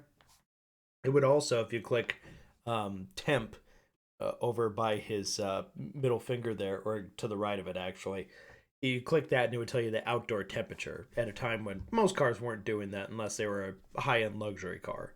Is laughably huge. Everything else is pretty standard Japanese spec, with a few cool tricks like a spring-loaded gas cap holder and a funky trunk hinge, as well as a hidden button that will put your windshield wipers in Yes, I winter love mode, that button. which parks them right on the defroster vents, if they work. Mine are broken. I will say the seats Mine are worked. especially comfortable, even in this weathered state. So how did I get this SVX for only $500? Well, it was traded into a Rule 4 dealership and was sent to auction, where I got it for the opening bid of $500. Nobody else seemed to want to mess with it, probably because it has 180,000 miles and looks scruffy with some fading paint along with a few rust bubbles, and it does have some mechanical problems. The biggest issue, which probably necessitated this car getting traded in, is the failed power steering pump, which sort of exploded and is shooting its fluid everywhere in the engine bay. When this reaches the exhaust, it creates quite a bit of smoke. Oh, David Cervantes, have a great night. Glad you got to hang out here for a little bit. Kind of been all over the place, but I appreciate you being here, so have a wonderful night. And Dan, my trigger is people using WD-40 for things it wasn't meant for. I mean, people use WD-40 like people use O&R. They just keep finding new ways to use it. Also, both of the funky windows don't work, although the little rear ones do, and the stereo was completely ripped out. I also have what sounds like a noisy tire or a wheel bearing, and a cracked windshield, and of course... I promise you, the sound you're hearing with that car, almost definitely a wheel bearing. The wheel bearings were a known wear item on the car. For some reason, I think it may have had to do a little bit with the weight. It weighed about 3,500 pounds, give or take, like 34 and change. But yeah, rear wheel bearings in particular just, they started to go after a while. Mine were fine in my car, but I knew I drove some other ones when I was testing, looking for my original first car, and yeah, other ones definitely had it. But when you're in there, you know, it sounds like a pack of bees is chasing you. What hoopty would be complete without the obligatory check engine light? Oh yeah, hoopty life. Despite all of these issues, I can tell this car was loved at some point. It has some nicely upgraded brakes and Sparco wheels, a straight piped exhaust, an upgraded aluminum radiator, and a record of a timing belt change 40,000 miles ago. And it really does run and drive great.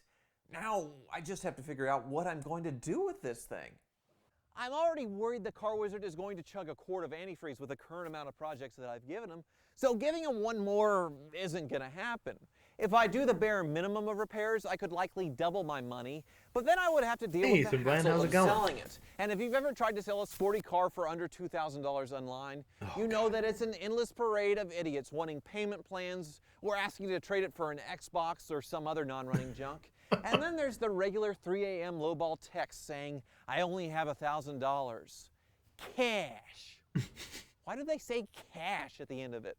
So really, I'd rather drink antifreeze than have to deal with that. And I'm not going to restore an SVX that will never be worth very much. So that leaves giving it away.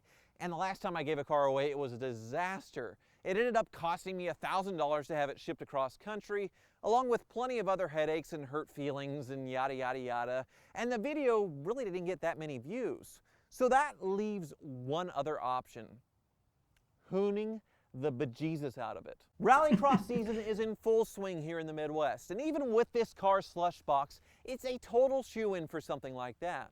So I'm looking forward to finding out how much life this hoopty really has left in it.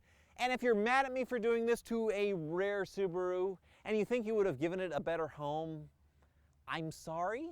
But let's be honest, 90% of you would have good intentions and talk a big game, only to end up fixing little to nothing and breaking it anyway. And if that describes you or someone you know, which should apply to everyone here, hit that like button. And as always, thank you for watching. See, now this has me looking to want to find EG33 swaps. There's a few cars out there that have done it that are great.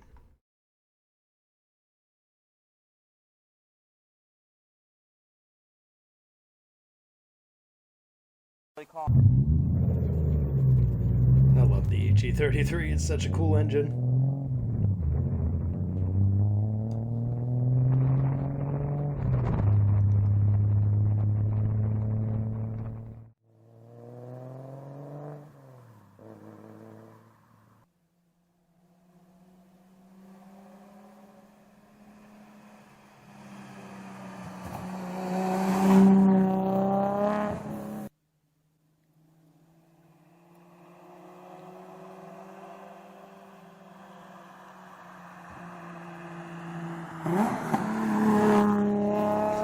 Sounds so wrong coming out of an Impreza, though.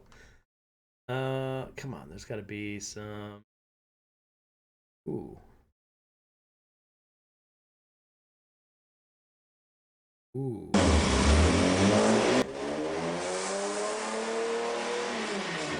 Oh my God, I would love that. I've always wanted that generation Impreza, but to be able to have the EG33 in it would be nuts.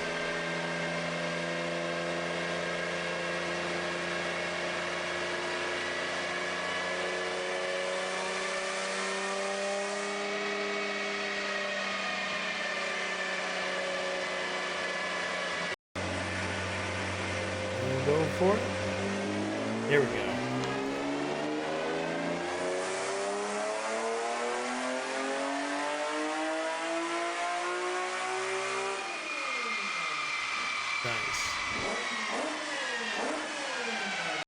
Man, that sounds good.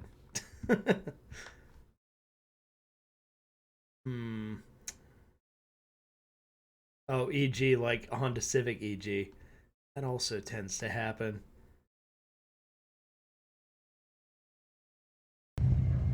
Subarus, roll Wow. out. And Supra. It's just like me to bring a Supra to a Subaru party. I think you got confused because you thought we said Supra, but we said Subaru. Ah.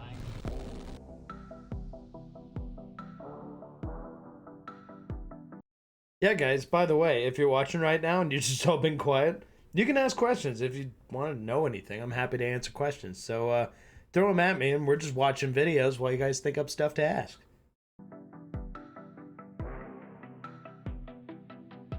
Oh, man, I would love to get my hands on one of those.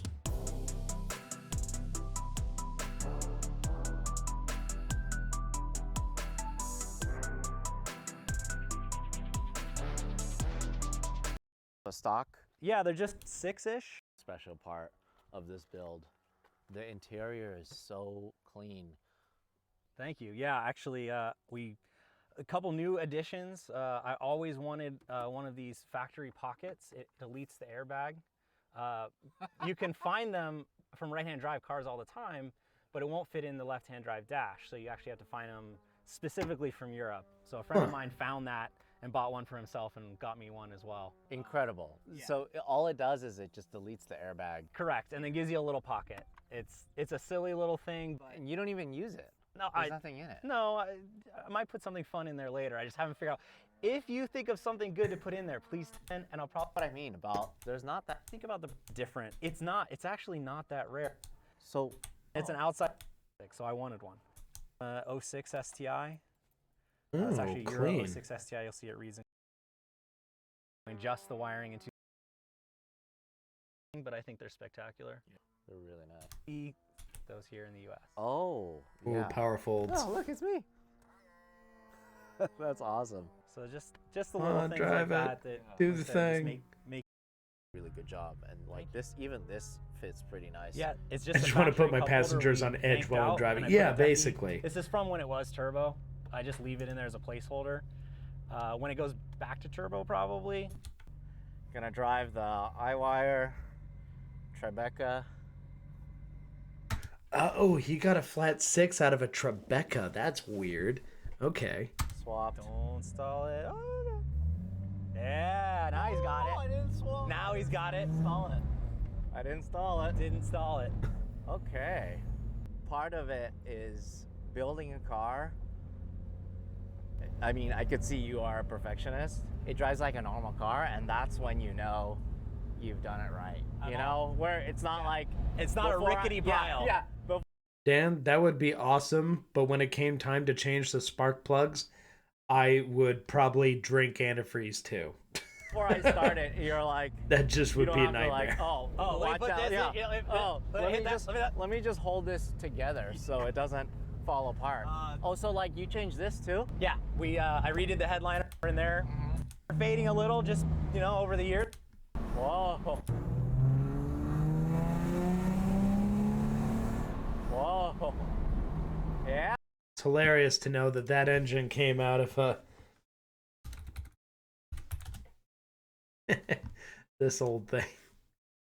Yeah, remember these? Not many people do, but yeah, just your wonderfully weird, semi-generic Subaru large SUV before they figured their stuff out. It was really more of a midsize.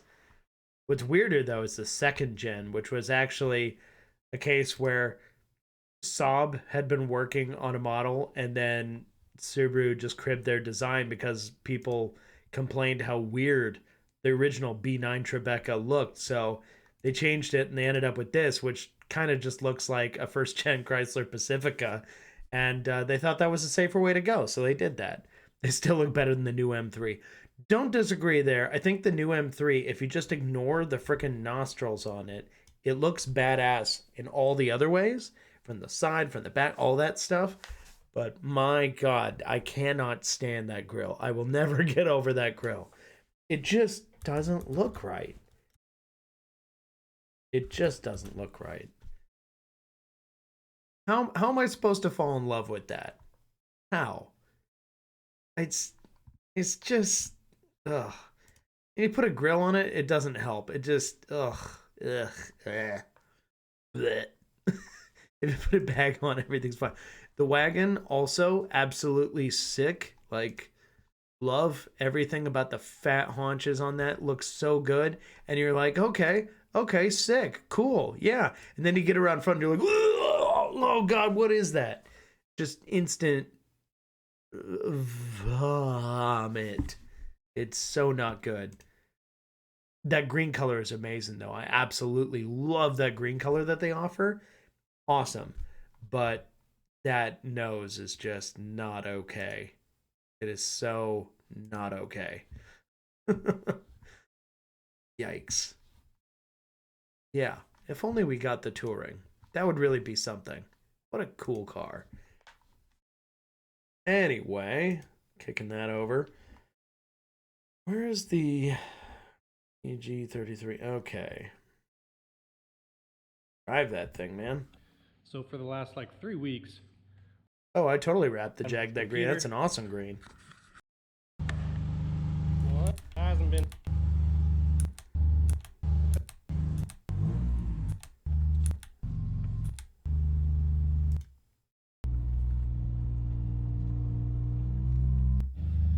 Well, here she is, out of the shop. Been a long time since she's been out. Yeah, I could find you an exhaust clip. I may have Looks like she's something. leaking anything. Let me see if I Fans are can turned find on, something. so Hold that's a on. good sign. Let this play in the background while I do that. But where is it?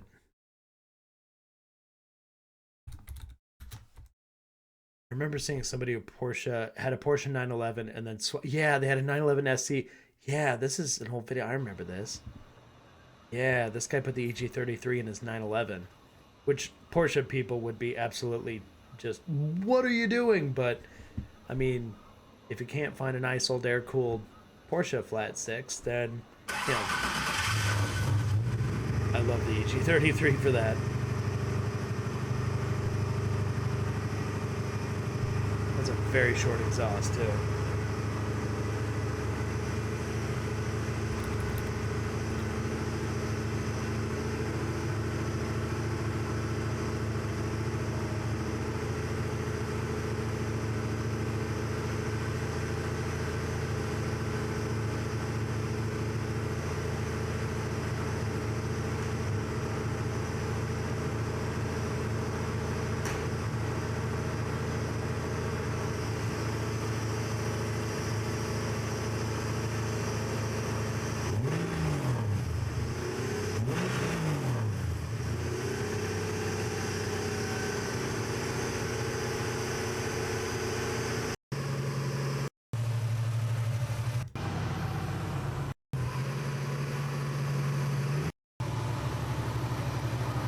Whatever happened to that? Okay, there was... Whatever happened? Okay, somebody had a driving clip. I know this guy had a... Oh! Yeah, he had a driving clip. This is what I was looking for.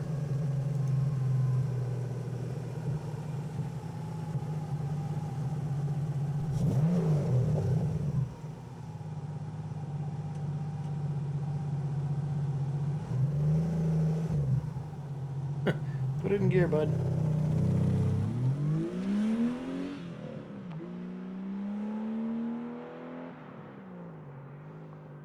It more or less sounds like a 911. I mean, really.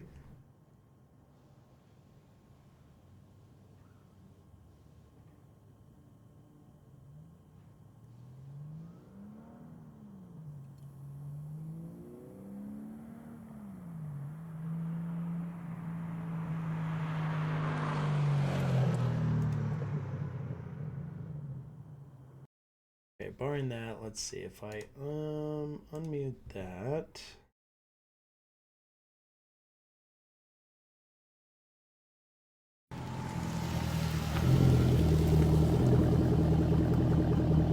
Oh, this is my Jag before I got the exhaust done on it.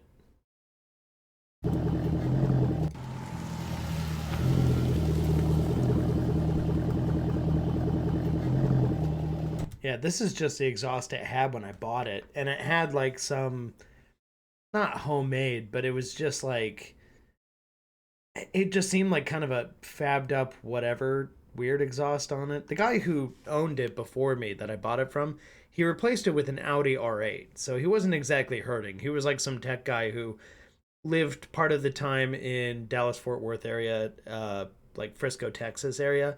And then he would also go to San Francisco in California for his job. So I guess he worked remotely or something. I'm not sure. Anyway, he'd bought the Jag pretty close to new, but he wasn't the first owner. And yeah, at some point he said he drove it on the tail of the Dragon, all this stuff. So the car's been around, lived a life, but I just love the thing. Sorry, I had like a hiccup that's like waiting to happen, and then it didn't happen. Anyway, this is the wrong clip. Where's that? It's this one?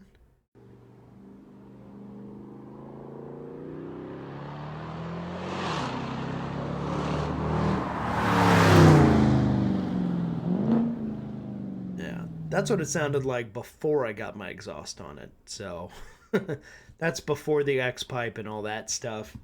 Let's see, what about this one?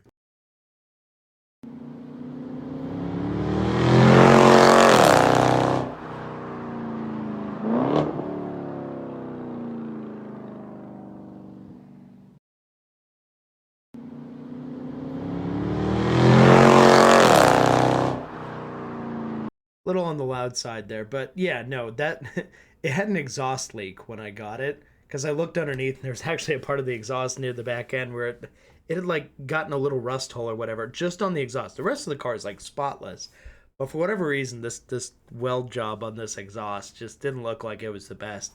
But the exhaust leak actually somehow made it sound better. So yeah, to each their own. But let me find. I've got an actual good clip of it. Here, while I look for that, I'm going to turn on this video, and you guys hang tight and watch this. I'm going to go look for a better clip, so just enjoy for a minute.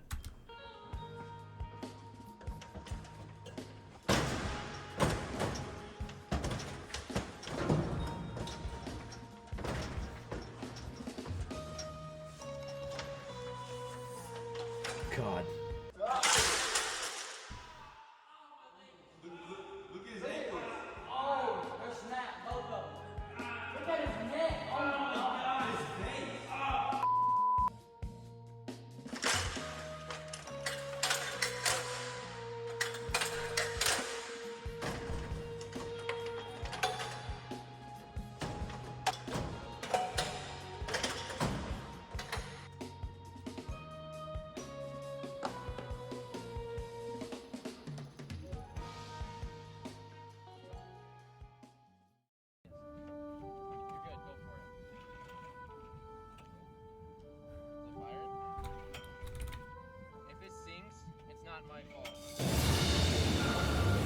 Oh my God. Why don't you sink your boat? We'll see how you get up here. Okay, listen, I guarantee you none of you are born after January 1st, 1989, have permit to be out here. Wow. Behind me here is the most durable fan on planet Earth, the Yellow Jacket. So today, we're gonna see if that's true. Because if it's the most durable fan on planet Earth, it should be able to hold up to anything, right? I suppose so. I think it would. They say it does. So, let's find out. Oh my God. Holy hell. I do not think it was very durable. About 6 months ago, this video popped up. Watch us put our Yellow Jacket fan to the test.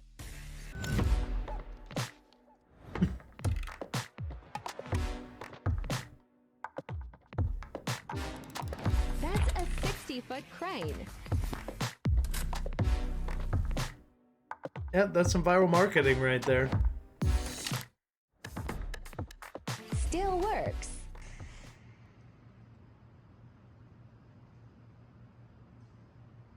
Whoa! They just dropped this fan from a crane. They dropped it from 3 times as tall as I am. I've never heard of this company before. I need the most durable fan I can possibly find. Because they keep bleeding when I'm hitting them when they ask for pictures. I bought the fan. I bought the fan! It fell from as tall as my living room ceiling. 13,000? 30,000? This fan was $2,400 without shipping. I spent $2,400 of my own money on this big ass fan. So, in case anyone's wondering, if you're a new viewer and you're like, dude, this is another YouTuber doing like a sponsored, like undercover sponsorship because it's sponsored by big ass fans. I'm not sponsored by anyone. I wasn't like, send me the fan for free and I'll tell everyone how nice your fan is. It's not like that. This is more of like a threat. I was like, send me your fan, and I bought it, posted it, and they're panicking at this moment, of course, because there's been some products that are not good, and I will let everyone know, okay? So if this is really the most durable fan, we're gonna find out today. Once again, not sponsored. 3 times as tall as I. My choice, okay? I bought this, I paid for it. Every test that you see here is honest. Toyota does not pay me to do pilots. Turn left onto the ramp to Rollins. Can-Am did not pay me to break their Can-Am every 2 hours. Alright. So I found this clip.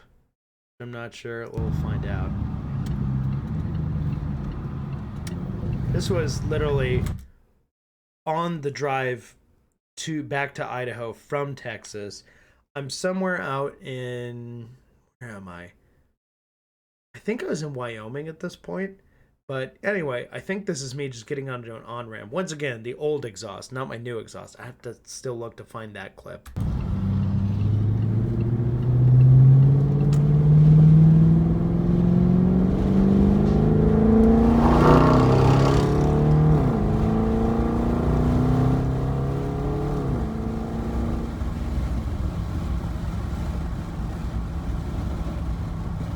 That was just me being really gentle with it, but still.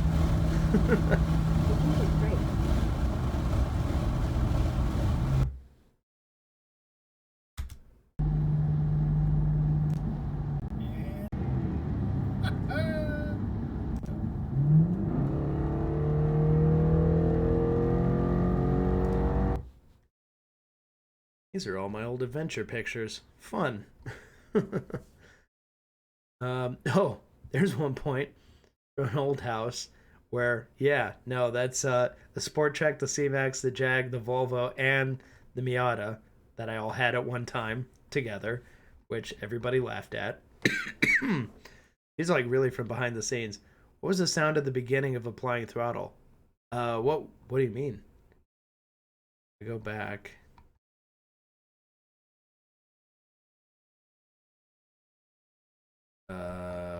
Where did I put that video clip? Oh, this one? Turn left onto the ramp to Rollins.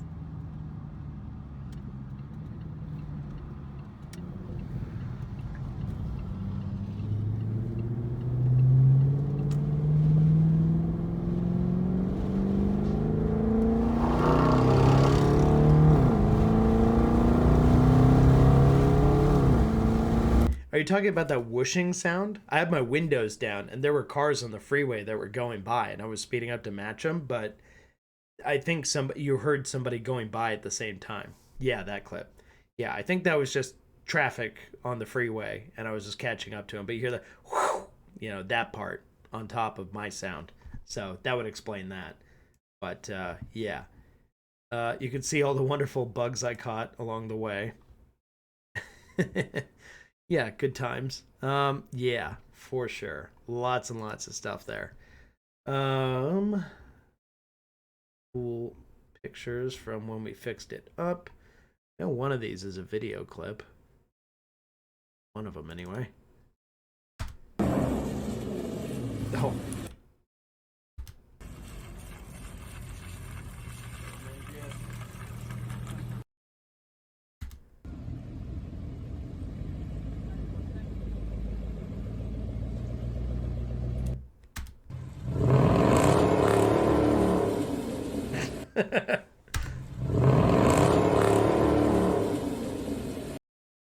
Yeah, I think at one point I technically owned 6 cars. Yeah, no, I think I'm in the same boat. I just love how it echoes in the valley of all these warehouses. There's so much water, though. One was stolen, another was burnt. Jeez, dude. How are we the only ones talking right now? Is everybody else just watching intently for something bad? Oh, here's the pictures of the lineup. I've been looking for those for a long time. That's funny. So yeah, no, that's my old house and the old barn full of cars. Wow, and the ancient rug that I just park cars on. Oh, that's funny. Oh, no, I absolutely, yeah, Rhino, I absolutely love the Jag. It's just such a special car to drive, and it feels awesome. But yeah, I love my little Miata there, too. But the C-Max, like, hate on it all you want, because it's a CVT, and it's a 4-cylinder and all that stuff. It was weirdly powerful for what it was, strangely. Like, it had over 200 horsepower in that little thing. What's the current exhaust setup? Basically, I've got a MagnaFlow X-Pipe, and actually, I've probably got photos of it. Let me just look around.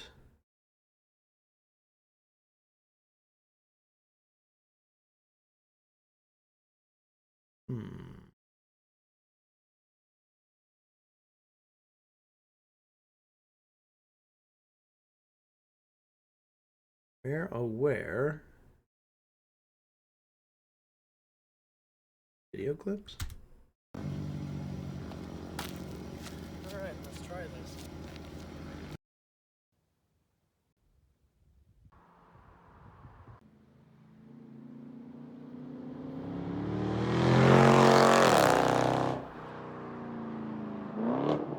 God, I love that sound. Damn, nothing happened to the wheels that were on the Jag when I bought it. Those are my winter beater wheels now.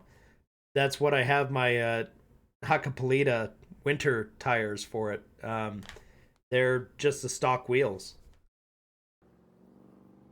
I think they're called the Nevis. They're actually really expensive, but you know, I like them for a factory wheel. They look interesting in kind of a turbine blade kind of way. But yeah, so here we go.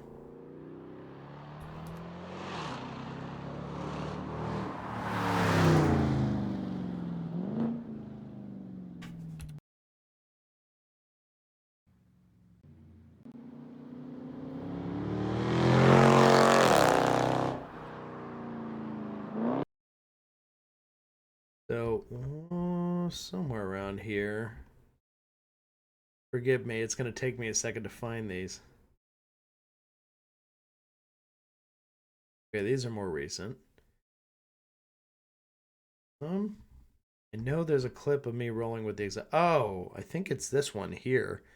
Yeah, I think Anthony or somebody got this.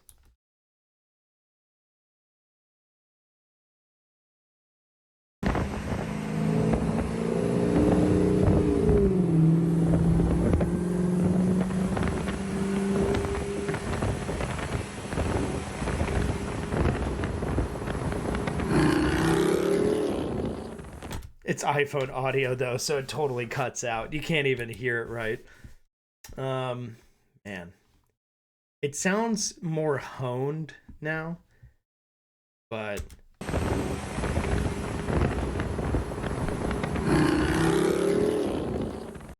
it's, I don't know, there's just something about it. And now it sounds very crisp. It has a more European sound.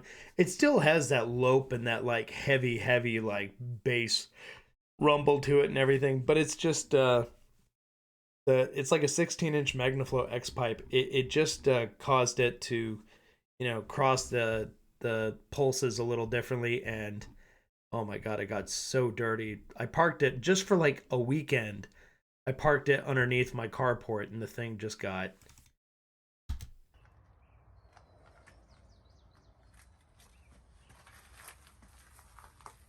so covered. It was like 3 days being outside. Just 1 week out in the rain, and this thing looks like it's one of those abandoned supercars in Dubai. Let's see why I was capturing that, but I just felt like doing that. Let's see, I know if I scroll up, I've got pictures from around the time I did the wheel stuff is when I also did the exhaust. So it'd be prior to the wrap, but not too prior. Such a pretty car. Get there, I promise.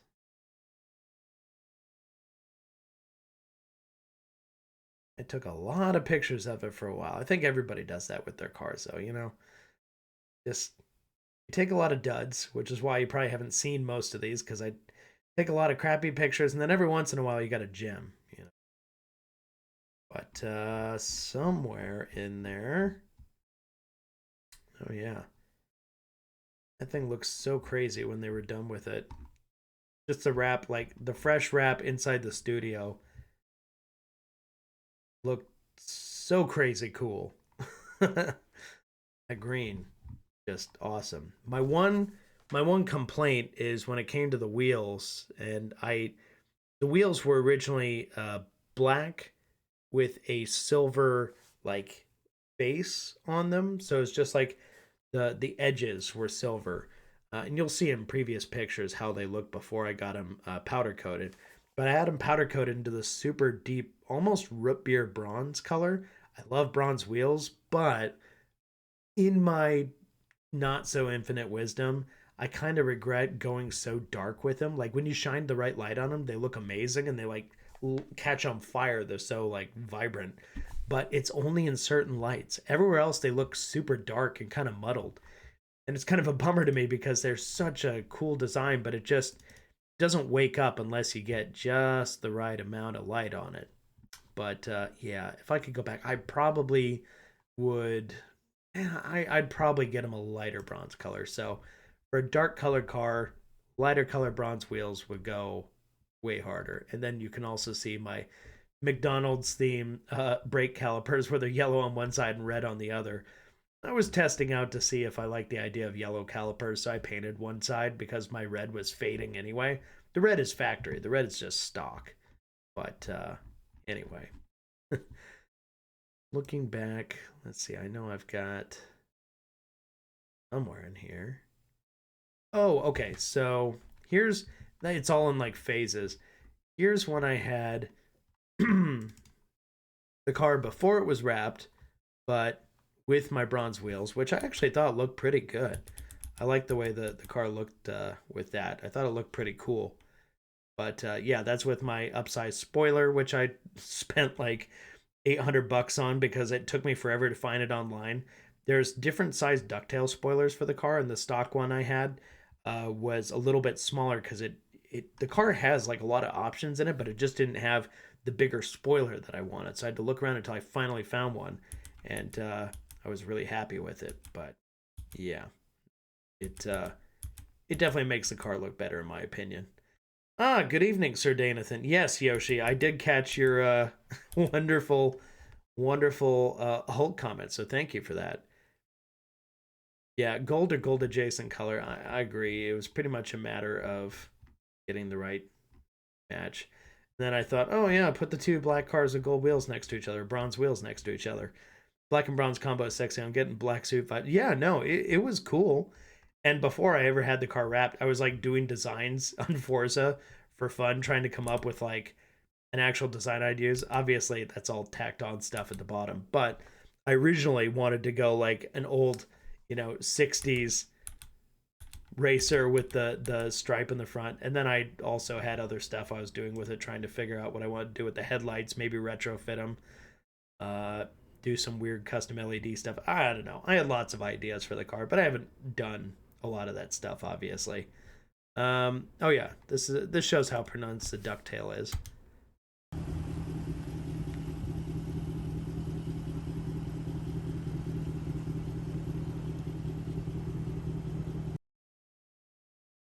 And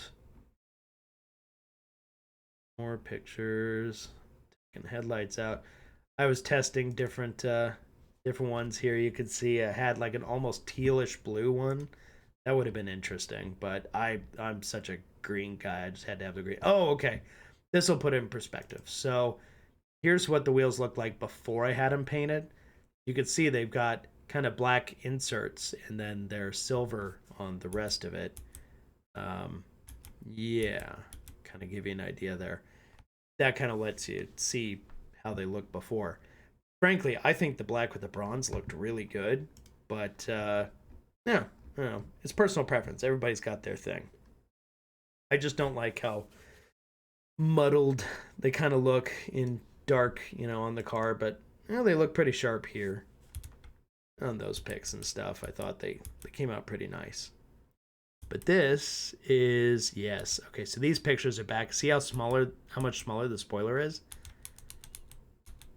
These were before I got my upgraded spoiler, so it's a little smaller ducktail. That's what it was factory. The bigger spoiler is also a factory spoiler, but it was an option. And my car did not have that, and I wanted it, so I had to search far and wide before I found it. Okay, here's when I got the wheels. Got the Avantis, and yeah, okay, where is the exhaust stuff? I was looking for the exhaust stuff because I wanted to show you. Okay, so I have my blast trumpets on there anyway. Up. Okay, it must be close. Gotta be close. We're not that far from it, I swear. Okay, that's back when I went to a car show with Anthony. Sydney detailed the Jag once, so that was her there. And then, where is it? Why do I not have the pictures of it? That's so crazy. That's when we did a huge car parade for a kid's birthday. Oh, this is me.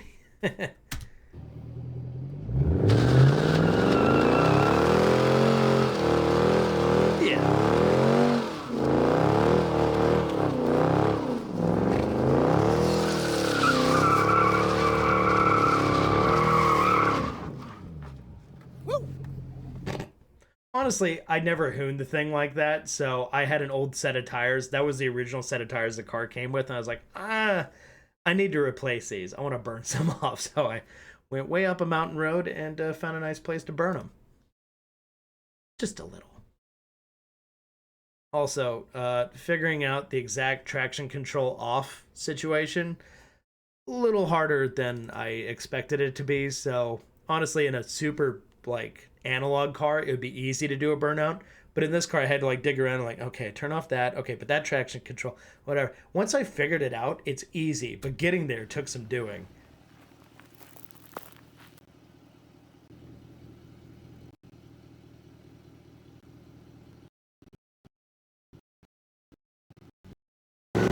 There it is.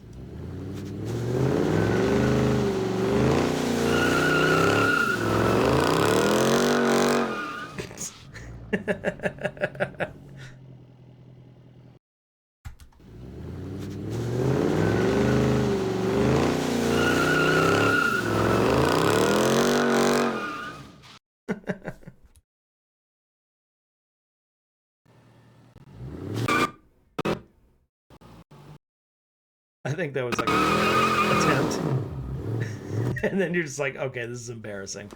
Anyway, where's my friggin'... I have a picture of the actual exhaust from underneath. Prior to all this. I don't know why I can't seem to find it now. It's very strange. But it totally exists, I swear. Well, if I find it, I will show you. You can take a look at it, and that'll be that. However, I will pirouette around a single point like nobody's. But yeah, does it have an LSD or not? Limited slip or no?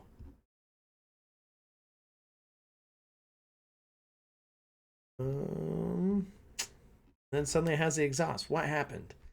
All right, I'll keep looking and I'll let you know. Anyway, continue this video in the background. Oh yeah, similar experience trying to do the first couple of times with the burnout, the BMW. Yeah, it's kind of embarrassing at first because you just see guys in a manual car start a burnout, and it's like, obviously, easy. But in an auto car, you got to make sure in the Jag that it's in proper, dynamic mode, and then you held down the traction control button not long enough to make the light say, oh yeah, we took that off. No, you need to like hold it down way past that. You need to hold it down for, I'm not even joking, like 60 seconds. It's ridiculous how long you have to hold it down. But then it finally goes, fine, dude, you win. And it shows up like this rejection light on the main screen. It's like, okay, well, all right, do your thing. And then you put it into sport, and then you hold the paddle, tap the paddle on the downshift to make sure it stays in first gear. And then you got to let it roll a little bit before you just, put on the brakes. Because if you're just holding the brakes and you're giving it gas, it'll reject it outright. You need to actually let it roll a little first so it can break loose, and then it'll do it. I don't know. It's just what I found works.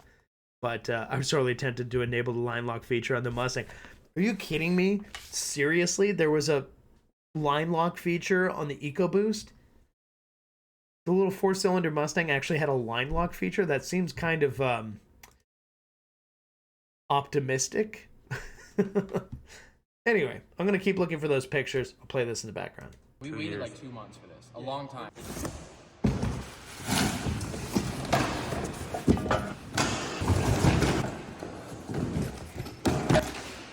I'm seeing some corrugated field tile here. I think they took a big piece of field tile.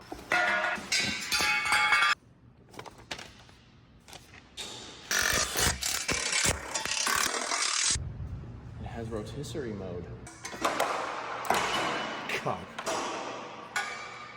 It had a line lock. That's so crazy.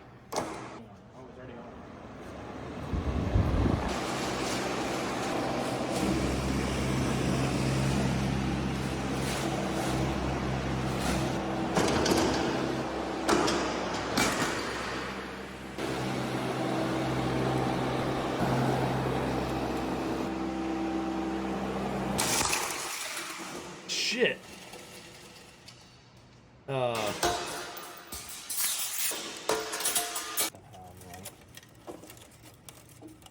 Okay, we just spent like 3 hours untangling all this. Any further testing will be done without the guards on it because this is like air restriction.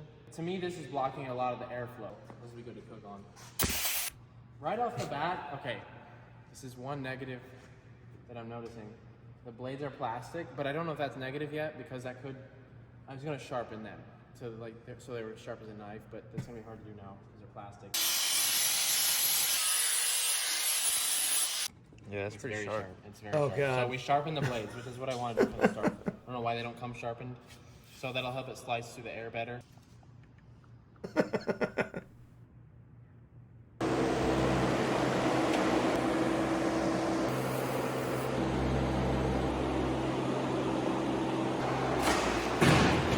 Jeez.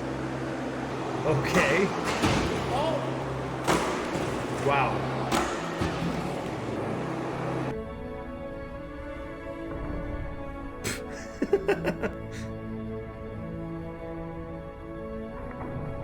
Oh, that's interesting, man.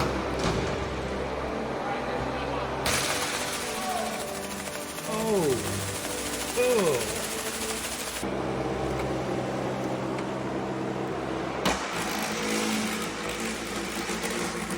Oh god, that sounds so bad.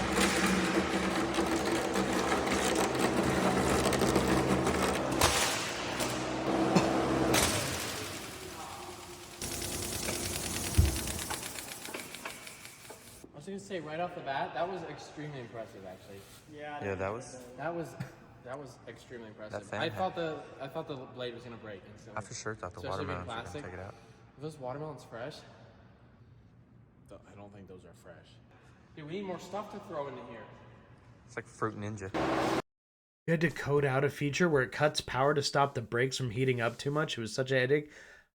What year is your 3 Series, Yoshi? I feel like my Jag did a similar thing, although I didn't have to code it out. It was just, okay, 2011. My Jag's a 2011. Not that that really has any significance. They're both European manufacturers, but they're both totally different companies, so I don't know. I'm sure it's just a coincidence, but it felt like that's what it was doing, is cutting power anytime I would try and apply gas while holding down the brake. It's like it was deliberately anti-burnout until I got to the point where I could, get it rolling a little first, and then it would go fine. But before that, it was just not happening. Anyway, I am looking for these exhaust picks, so I'll keep playing the video. Oh!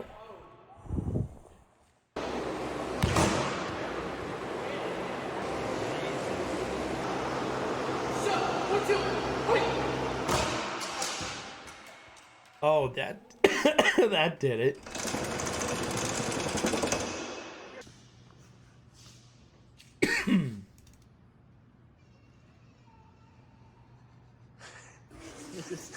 just cried.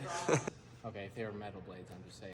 Oh yeah, Dan, that was super weird in your EcoBoost Mustang, the fact that it would just had the variable red line.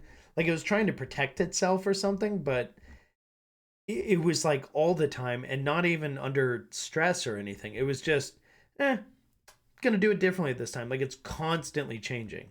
This wouldn't have happened. I'm just saying, if they were metal, it would have held up against that. I don't know. They should have known better. Dude, I don't know why you go with plastic. I really don't. Like, I get it's lightweight. It's probably easy to make. It's probably gonna send a blade right through the front. Oh god. Thing's good. I mean, it sounded like a Cessna waiting to take off. The blade really disappointed me. It really did, because I was gonna use this as a trolling motor in the water.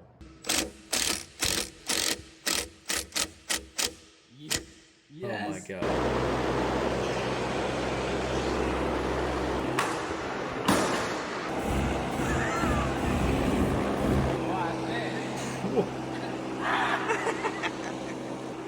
Basically everything that a teenager with no real impulse control would want to do, this channel offers. So there's that. Yoshi, I mean, engine 10 might have factored into it a little. Oh. If he had done that just a little wrong, it could have easily wound up in the side of that freaking door. Jesus. Dude, I pulled it 50 feet and it's so messed up. Look at this. This thing she is toast. It like really messed it up. Yeah, look, it hit the tree. It slammed into it.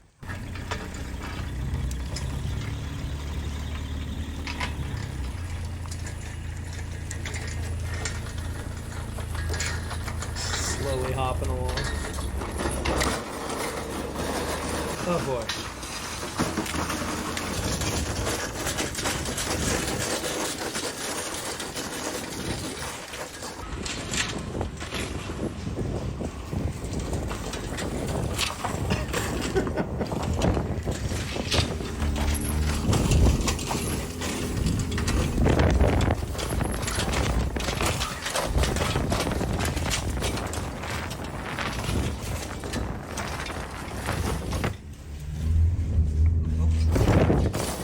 Whoa!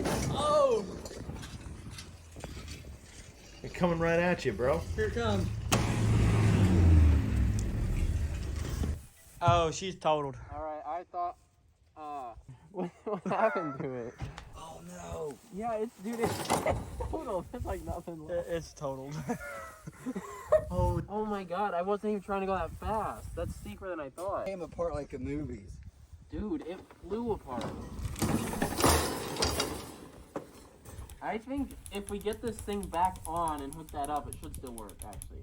It's like the average fan base. That's your average fan base right there. See, this is the problem with my fan base, is that they're weak. My fan base is so bent out of shape. Why did we think it could handle that? Well, it was in the TikTok. Well, yeah, that's the thing. They drug it behind a truck.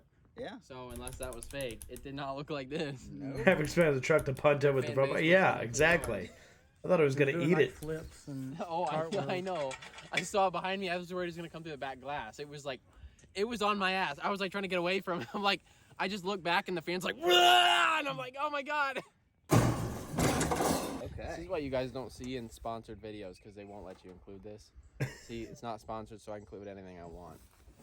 Yeah, you scared the crap out of me.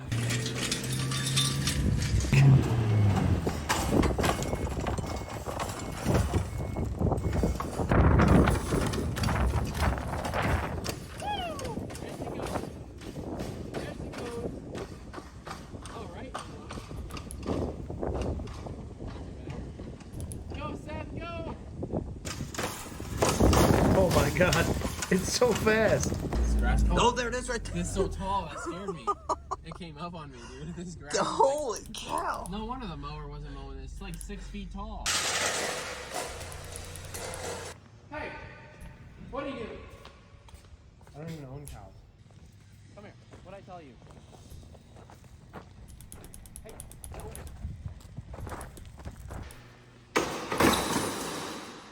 I will say the fan looks slightly different than when they drug it on the ground. Like, because when they drug it on the ground, there was like just a little bit of this going on. But we have a full rapid disassembly going on. Oh my god, I would love to see Matt do this with some pressure washers. Are you kidding? Just watch him absolutely beat the snot out of them. As far as I could tell, it was something to do with time spent at full boosted, some RPM pointer higher. Yeah, no, I didn't spend enough time in it to really see like what it was doing exactly, but Dan, you drove it, you know, in anger a little bit just to see what it would do, and it did change up on you a lot. One of the internals here, all this can be fixed, except the plastic blade, once again, causing us some problems, but we're on. It's on. Oh! Yes! Yes, keep going. Oh my god, right back to it.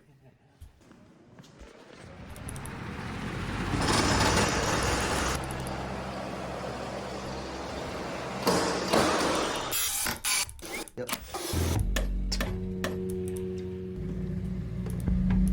Now we have our fan out on the lake here. Hit it, Seth.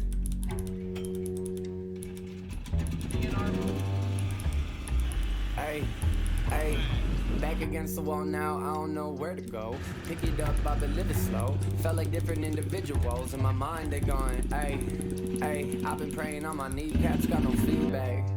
Damn, where my motherfucking weed at? I gotta go. Where? Okay, I finally found the friggin' pictures. It took me long enough to find them. Misunderstood. Damn, trying to read me like a map. Okay, so for Rhino, who was asking, this is a good look at what I've got going on underneath there. Yeah. There you go. Basically, there's two cats that are up pretty close to the banks up there. And it comes out. I basically had the shop do everything after the cats because I figured why not. I had him do larger piping because I think originally it was like 2.5 inch or something. So I had him go to like 3. So I had it 3 all the way through. And those came into this big X pipe here, this Magnaflow. I think it was a 16 inch. I had the option for an 18, but I think I went for a 16 because I was told that would be a little bit louder. And then had him go up through here. Hangers and stuff, basically normal enough. There used to be a big old, you know, just giant muffler can going across there. Just, yeah, not the greatest. But I got these really not great fitting tips because I deliberately wanted something like kind of comical. I wanted something flared and just mean looking. It didn't quite fit the angle like I was hoping for the bumper.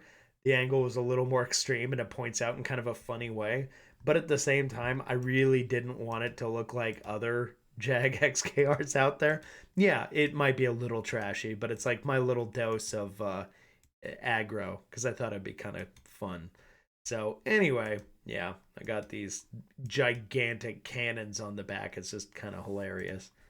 But no, I'm happy with how it turned out though. Oh.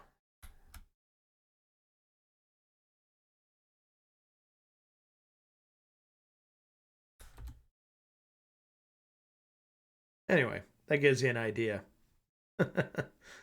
But no, love it. sounds awesome in person. I mean, Dan and Tony could probably tell you. But hopefully that gives you a sense of at least what I was doing there. And all right, back to this guy. Give me some Ritalin, sleep for the whack. Working the night, I write better and black. I'm quick to react. Damn, stuck in the dark with my demons. Ay, can't look at mirrors for reasons I couldn't explain, cause you wouldn't believe it. Ay, wish I go back.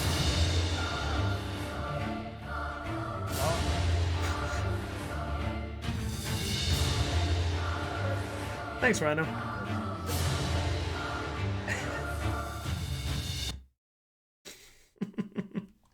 I want to say a huge shout out from Cody and I. Huge thanks to the guys. I don't know if this is your truck or not, but whoever loaded up our airboat for us, thank you. We appreciate it.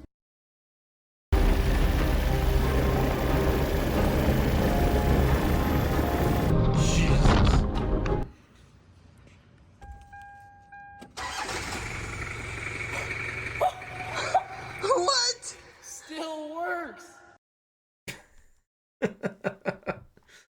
Oh my. Anyway. Cylinder head temps never exceeded 220. Yeah. Huh. That's just weird. Let's look at... Oh my god, there was that whole 2-part review they did. This is a random one. What else? You know what? I'm going to mix it up a little bit. I'm going to play a little GeoGuessr. If you guys have questions for me, feel free to throw them my way. I'm just going to do a little bit of this for a minute. And I don't know. It's Friday. I kind of feel like just doing random stuff. I just wanted to hang out with you guys. I didn't have any particular agenda. I threw it up as an AMA, but obviously you guys don't have any questions. So that's all right. Don't feel bad. It's totally fine by me. Because after this, I may have to go. I have to catch up on House of the Dragon. I watched Andor, the new episode of Andor last night. Oh my god. I love that show. That show is great. All the other Star Wars stuff that Disney has produced has pretty much been trash, with the exception of The Mandalorian, at least the Disney Plus stuff. Book of Obi-Wan was not good. And, well, yeah, I mean, anything else, just have not been a fan. But Andor is good. Like, good. As I understand it, it's made by the same folks who did Rogue One, which explains a lot, because the quality is significantly higher. It's more grounded storytelling. It's grittier. It's just, it doesn't feel like a lot of the, family-friendly cheese that some of the other ones are, which is fine. I get it. It's, for other folks, not me, I guess. But in the case of Andor, it's like nailing it. Love it.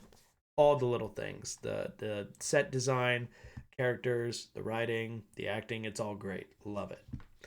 But I have to catch up on House of the Dragon. Apparently something big happened last weekend, and I have not watched that episode yet. So don't tell me what's going on. Anyway, let's do some Explorer mode. That's part of Obi-Wan was Darth Vader forcing. Yeah, so Yoshi, I don't know if this is going to upset some people, but I did not enjoy the Obi-Wan show. I found it to be kind of boring. And I say this as someone who really likes Ewan McGregor and his Obi-Wan and stuff. I enjoyed him in the prequels, even though the prequels are comically bad. I still enjoyed him for what it was, cheesy or otherwise. It was still fun. But man, the Obi-Wan show, I just could not get into that.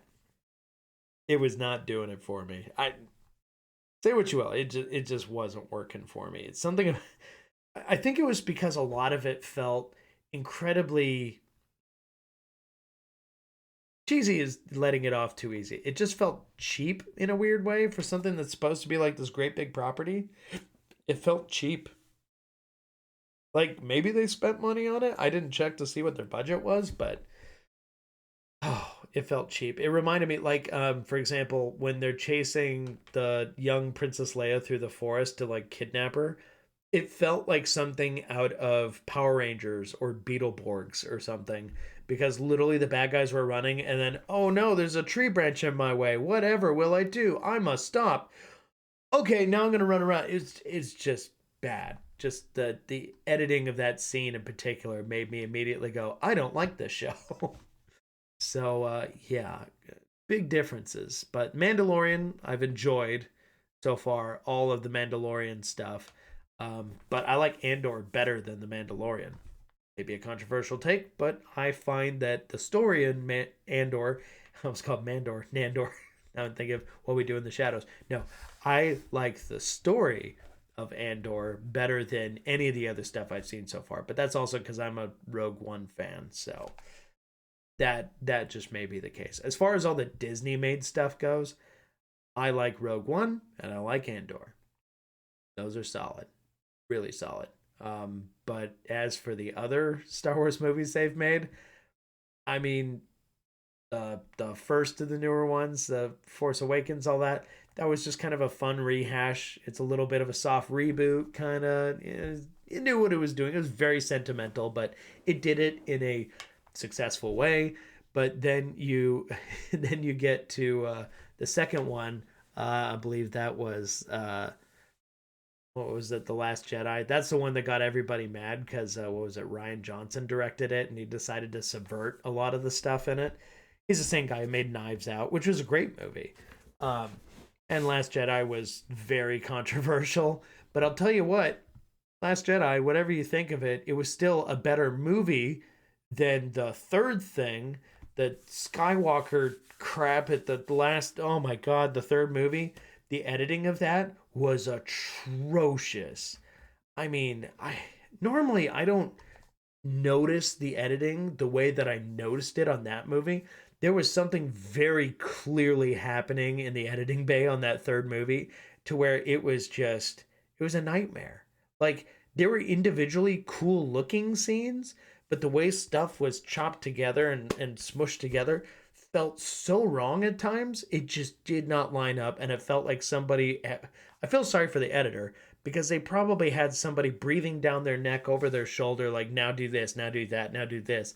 And it just, because it was literally like they were trying to fix everything that people complained about the previous movie. They're trying to shove too much shit in there, and it just wound up being a giant, bloated, awful mess.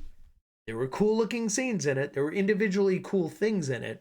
But the movie itself, if you try and watch it as a movie, it's just, too much shit trying to go on in a finite amount of space. Yeah, so Rogue One is the only Star Wars movie I haven't seen. Started the first episode of Andor, but got sidetracked. If you haven't watched Rogue One, you could watch it before you watch Andor, or I guess if you watch Andor, it kind of leads up to the events of Rogue One, which could be interesting if you watch them in that order. But they haven't released all the episodes of Andor yet. There's only like 7 episodes out now, and I don't recall. Let's see, how many?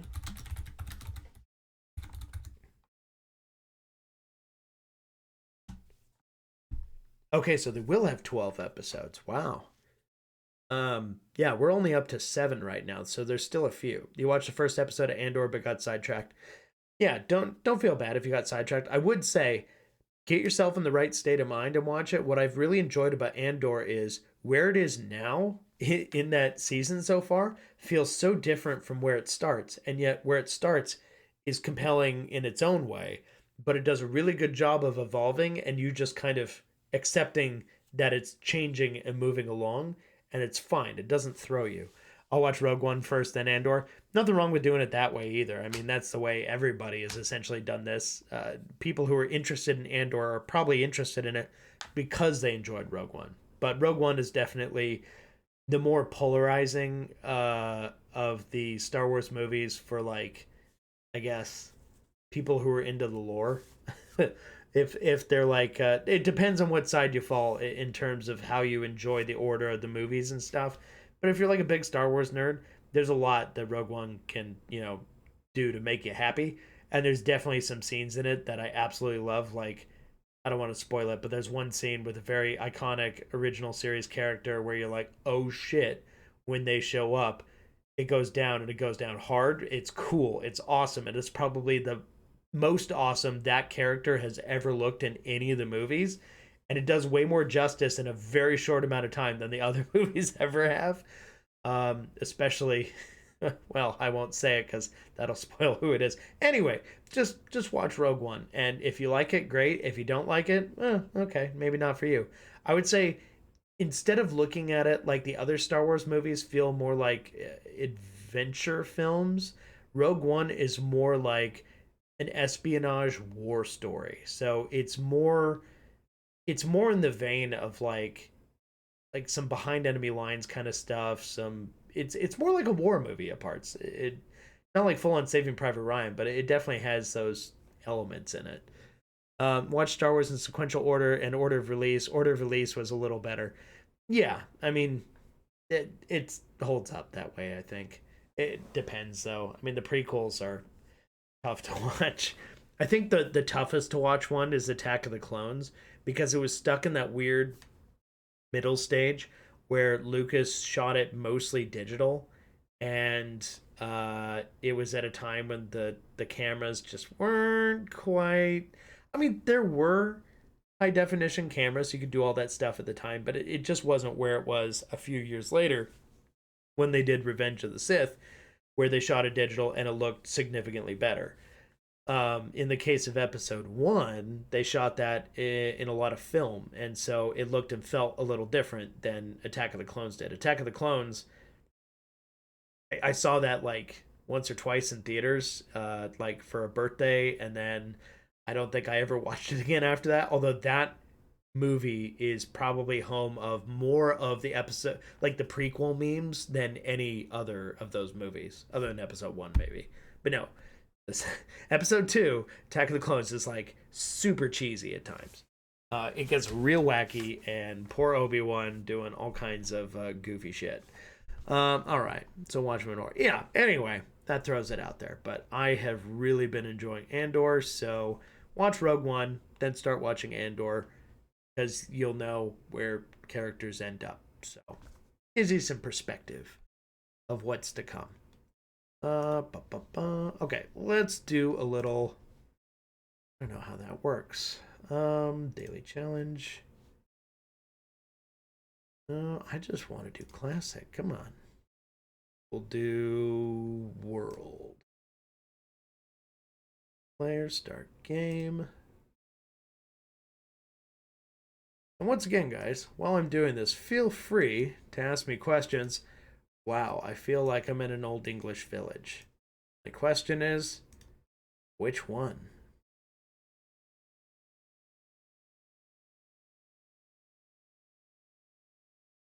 Huh?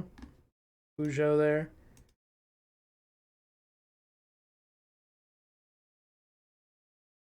Uh-huh. Looking for some signs. I've got those ones. The last sign I saw didn't look English, though. What?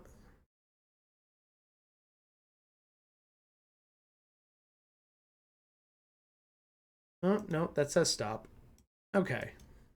Now I just gotta look at this one. Oh, go back.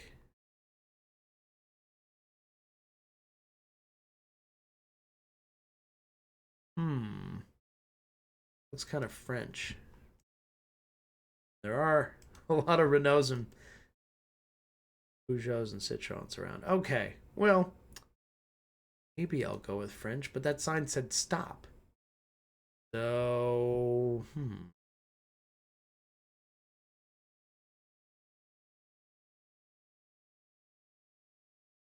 how close am I gonna get?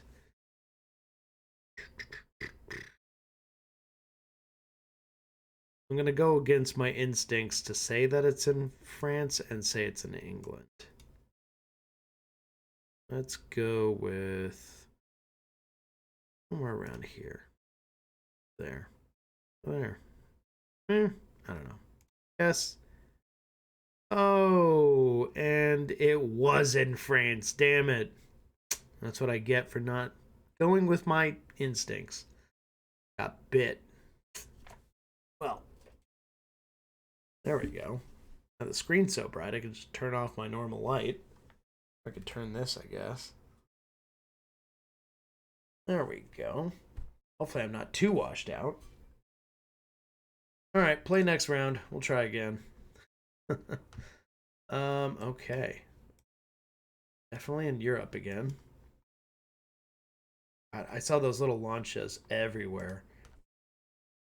It's a shame that Lancia doesn't make the awesome kind of cars that they used to. Give me a Fulvia or, well, I mean, there's Alfa Romeos too. But as far as Lancias go, give me a Fulvia or a Delta Integrale or an Aut 37 or a Stratos. Basically all the sick cars they made in the 70s and 80s. Wow, that really changed. Okay, we've got canal system here. Sign say.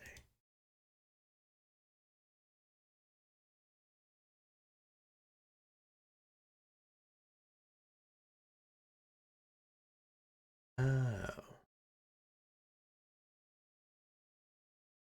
we in northern Italy? Really? Oh, I thought that one would be marked too. My bad. Oh yeah, this looks very Italian. I'm gonna go with this being Italy. Let's see how wrong I am. It's so rainy though. I'm gonna go north of Rome. We're talking somewhere more like Noah, we got Florence, we got Milan. Somewhere in between there. I'm just parking right in the middle. Oh, we're 64 miles off. Parma. Okay. Interesting. Well, what do I get for that? Oh, now we are Australia? Yeah, probably. Recognize all the brush guards, and we're just in a trash heap. Oh boy. Yeah, the Utes kind of a giveaway. Falcon parts, yes. Okay, where in Australia are we? I honestly don't know, but now we are in Australia, definitely. Somewhere in New South Wales, presumably. I'm guessing further inland. Let's just click right there. Yes. 206 miles. Okay, so it's in Canberra. Yeah, okay. So I was a little off, but not too far. Man, where did everybody go? Well, you guys are doing all right. Checking to see. Okay, good. We got everybody there. Click that over. Refresh that. And, oh, I see. We are on an American highway, presumably in Texas, near El Paso. That's what the sign says. It's rainy out, throwing us off. All right. So, immediately go in.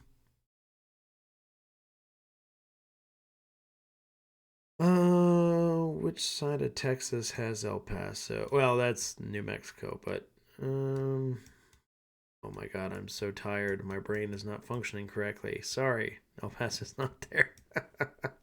I'm looking outside. Boy, my brain is not having it. Let's just assume that we're somewhere near Houston. Probably. Oh, San Antonio. Oh, of course. That's what I get. Dan's probably watching right now going, damn it, Dane, don't you recognize blah, blah, blah? In which case, I should know that, but I don't, because the places in Texas that I've been to do not include San Antonio. Sorry. Ooh. We are out there. Very sparse tree life. Is that a hut? Huh. This looks very remote. This kind of looks like Highlands, though. I know, Dan. I know. How dare you? Oh, what's the sign say? Obviously, it's kilometers, but where am I? Oh, wow. Okay, different camera now. Get back towards population. See what a sign says. First car we come across. And I'm attempting Beat Saber. Oh, I see. Okay.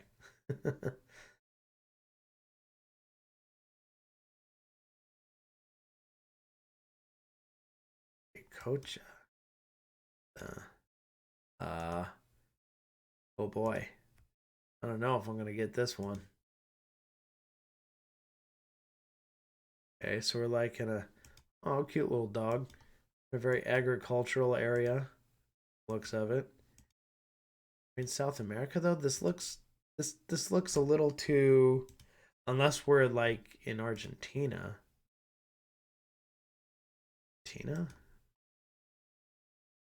It's pretty here. Very pretty. Real question is, where are we? Okay. It's also funky little K vehicles.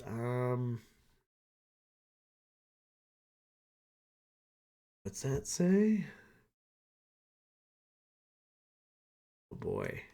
Okay, so I am trying here, but oh wait, look at the telephone poles, isn't that? Oh. Okay. Now I'm thinking South America. Only question is where. I'm gonna go Argentina because this area does not seem as hot as some others. It seems pretty cold, in fact.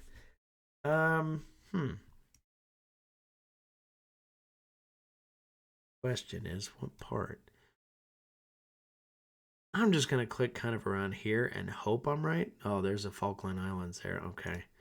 Well, how far off am I? Oh, shoot.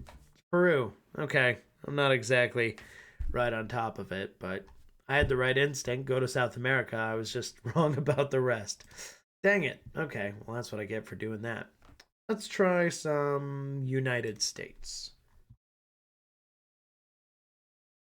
Okay. What's crossing? These streets look like someplace in the south. What's that plate look like? All the plates look kind of generic. That one, though, I don't recognize that one. This also kind of looks like parts of Florida, even though not really. Not a club and spa. Remarkably affordable. I'm just gonna say that this is somewhere in the American South. I'm gonna go with just something weirdly like Orlando, Florida about the way these streets are set up. Probably gonna be wrong. It's probably gonna be like Georgia or something. But let's go North Florida. Kind of inland. Let's go Tallahassee. Well, gee, oh, come on. I was right about the South, but I was wrong about, wow, actually I was much closer technically than I was in South America. Okay, I'm not good at this. Have we established that? Public office is a public trust. Congregational church. What's that license plate say? Funny looking one. Oh, that flag. Can't zoom in any more than that, but I'm gonna guess I am in Wyoming? Maybe? How about that?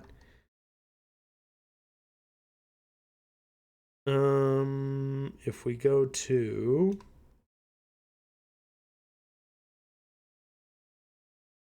yeah, let's go. Oh, I was close. Not close enough. I clicked on Buffalo because there's a buffalo on the flag, and I was like, oh, sounds right. Not quite. That's okay. Try again.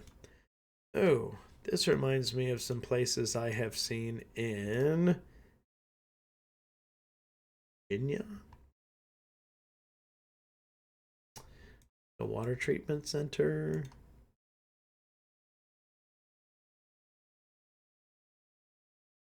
Why does that look like the house that belongs to one of the FBI guys in the show Mindhunter? You guys ever watch that show? I love that show. That was a cool show. Yeah, this is giving me strong mid-East Coast vibes. I'm thinking Virginia, but let's see.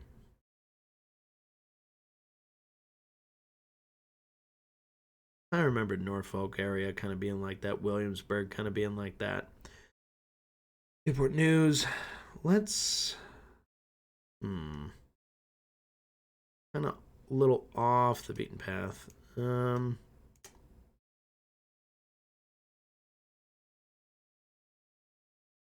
of outside of that, little the north. I just click up here. How close am I? Oh my god. Wow. It was New York. It's like my instincts for the foliage and the style of the streets is right, but you know, it only goes so far as region. Dang.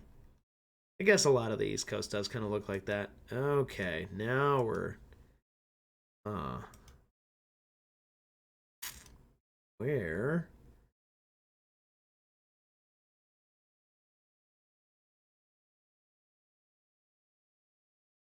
That a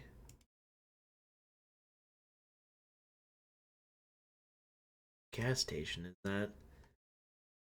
Oh, never mind. That's a laundromat. S? Yeah, I'm not familiar. Wow, some of these are ancient.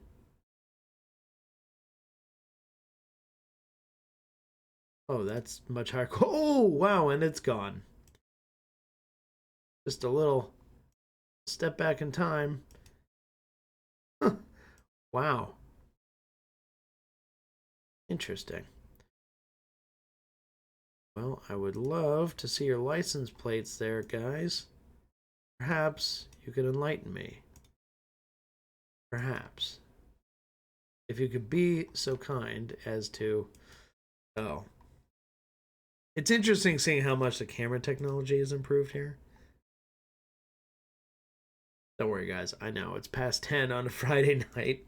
You guys got other things you're doing. I'm just trying to figure this one out because it's bothering me.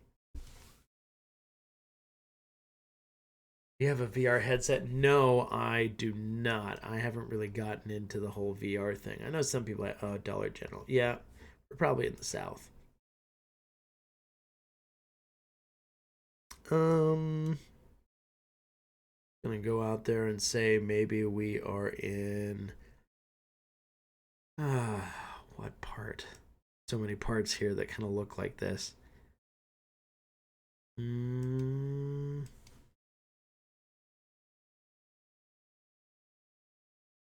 Virginia up to no, Maryland. Okay, no, not that far in.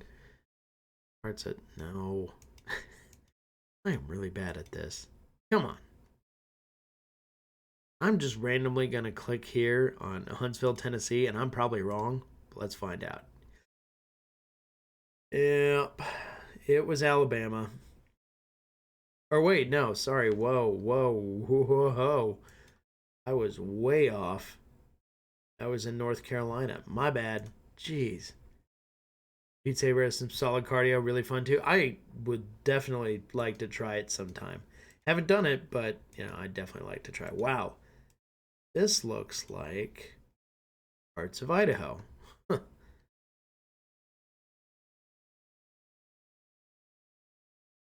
also kind of looks like parts of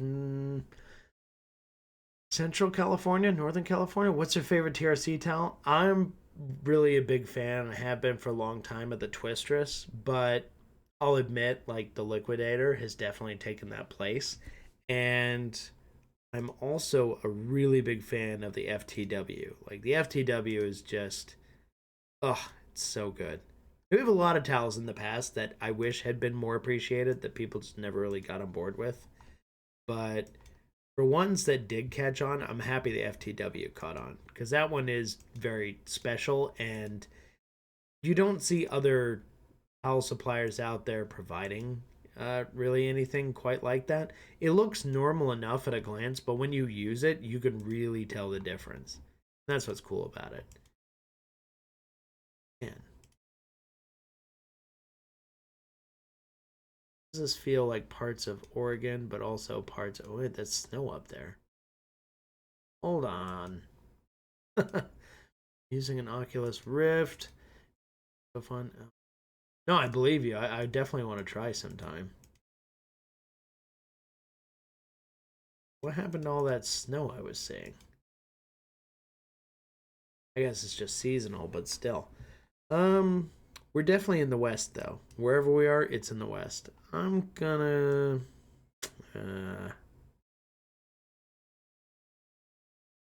probably not Utah. Feels too green to be Nevada. Maybe bits of Colorado are like this? Wow, I should know better. For some reason, though, instinctually, I'm like, Washington, Oregon, Idaho. We definitely have places that look like this. But I'm looking for like any kind of architectural clues. If we were in the Salt Lake area, I'd be like, oh, there's all the air conditioners on top of roofs of buildings. You could also look and be like, is this an LDS church? It's an LDS church. Okay. Maybe we are in Utah. Maybe we are. Let's go and say we're in an SLC adjacent area. Possibly Logan. Although that's definitely closer to Idaho there. Maybe it's more like Provo.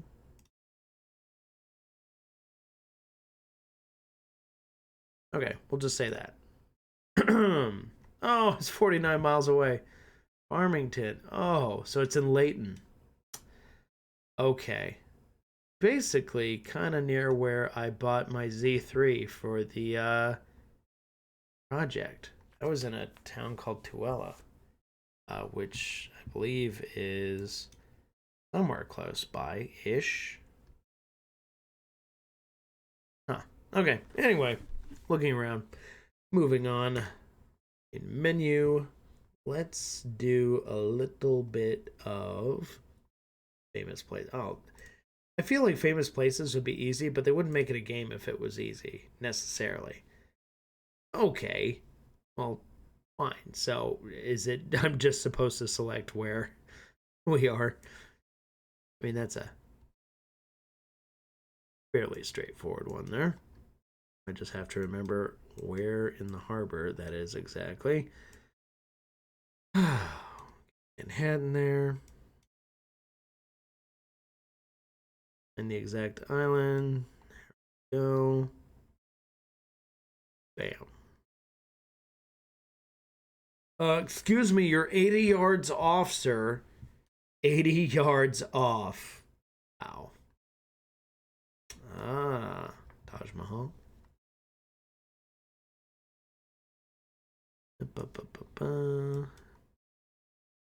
Out.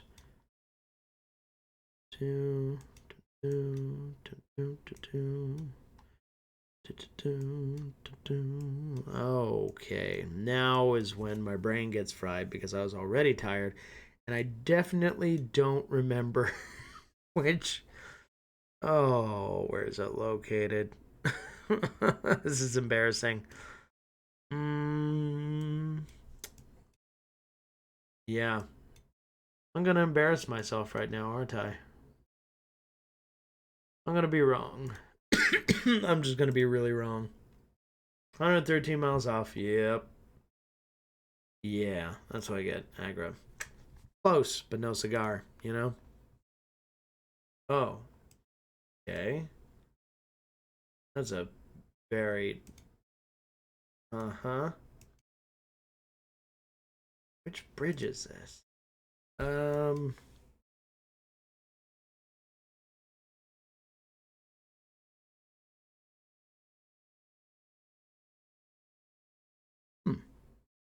You guess or commentary on the pervasive dystopia that is suburban sprawl? You know, it's a great question, and it very well might be.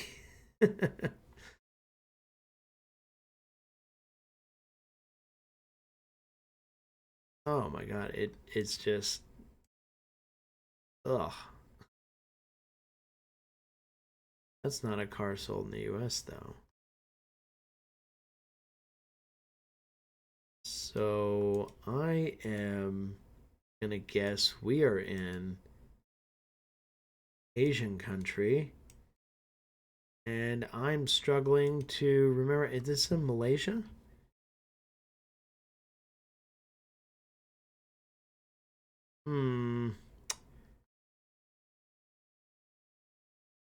Spanish, you're thinking? Okay. Because looking at some of the terrain, it almost strikes me as like kind of Southeast Asia. But it could also be Spanish speaking too. Yeah, the white car's writing was in Spanish. Oh, okay. Yeah. Well, I can't read that, but oh, this one. You're looking right down. I wasn't even looking at that. I was looking right past that. I was paying attention to all the cars and going like, these are all a bunch of little like weird Daihatsu K-vans and trucks. The one below, yeah. Yeah, my first clue was like, oh, bright yellow taxi, New York. Wait a second. So we're in South America then, but the question is, what's a giant bridge in South America that would qualify? And where would it be?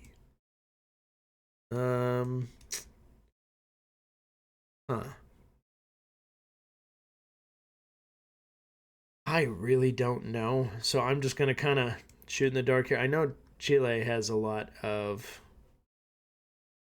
action on this game, but Brazil's got spots too. I'll just click out here by San Luis and see. Nope. Turns out it's over at Panama. That's what I get. Probably the Panama Canal's crossing. Oh, that's... Oh boy. Now where are we? Why am I immediately thinking we're somewhere German? We're in the middle of a theme park? Okay. It's a Lego park, but it may not be in the US. Or is it? Oh god, are we in Disneyland right now? Oh, nope.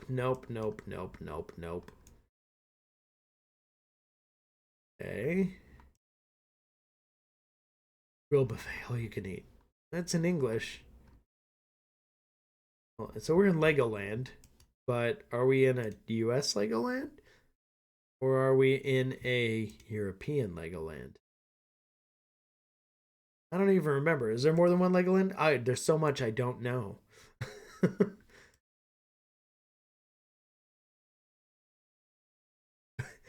Captain's Hot Dog. Yikes. That sounds questionable. Donut Bakery. All right.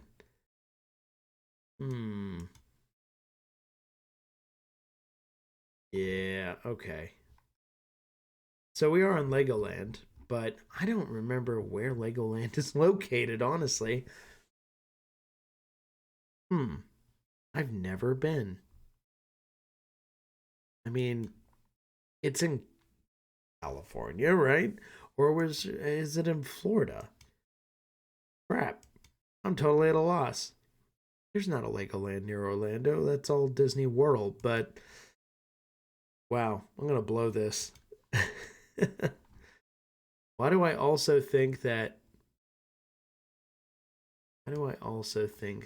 there's a Midwestern feeling element to this, like kind of Michigan or something? Went to the Mall of America once, but there is one in California. See, that's one I was thinking of, and the roof style here is definitely proper for Southern California. But I was trying to think, like, am I being tricked? Is there something going on there? So I'll just go near Anaheim, because that's where Disneyland is. And if I'm wrong, I'm wrong. Oh my god. Wow. Oh my god. Oh, so this is like the OG Legoland. This is like where Legos are from Legoland, Denmark. Holy crap. Okay.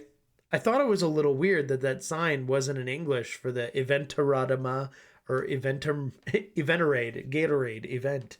But everything else was like super Englishy. So, damn. Okay. Got me on that one. Oh, we're at night now. Okay. It was a trap. Yeah. I got. You know? This guy knows his picture's being taken, so he's trying to pose for it. Nice, grainy, low light photo here.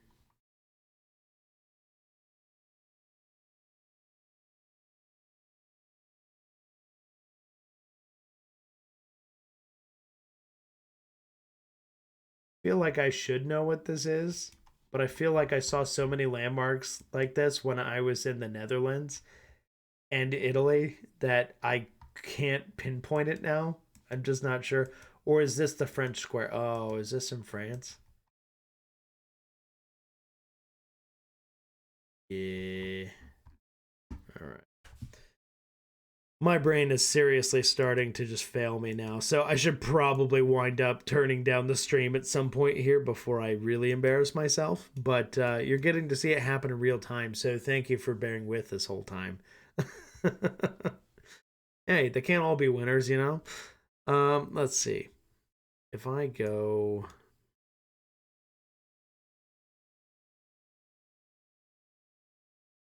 Boy, I'm just tossing it to loose. Oh, I was not that far.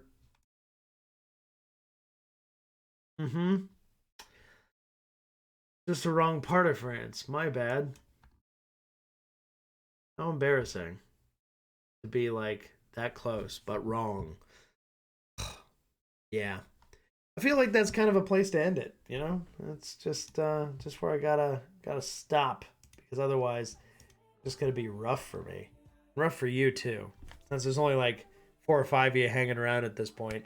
Kudos to you for sticking around this long, but I really thought I'd have a few more questions, but I didn't really advertise this either, so I want to make that a feature though. I want to give people the chance to like be able to ask that stuff. So if it comes to mind later, totally have at it. That's fun. But yeah, I don't mind. In the meantime, I think I'm going to go watch that House of the Dragon episode that I haven't seen yet. So I got to catch up on that. But anyway, going back to the full screen here.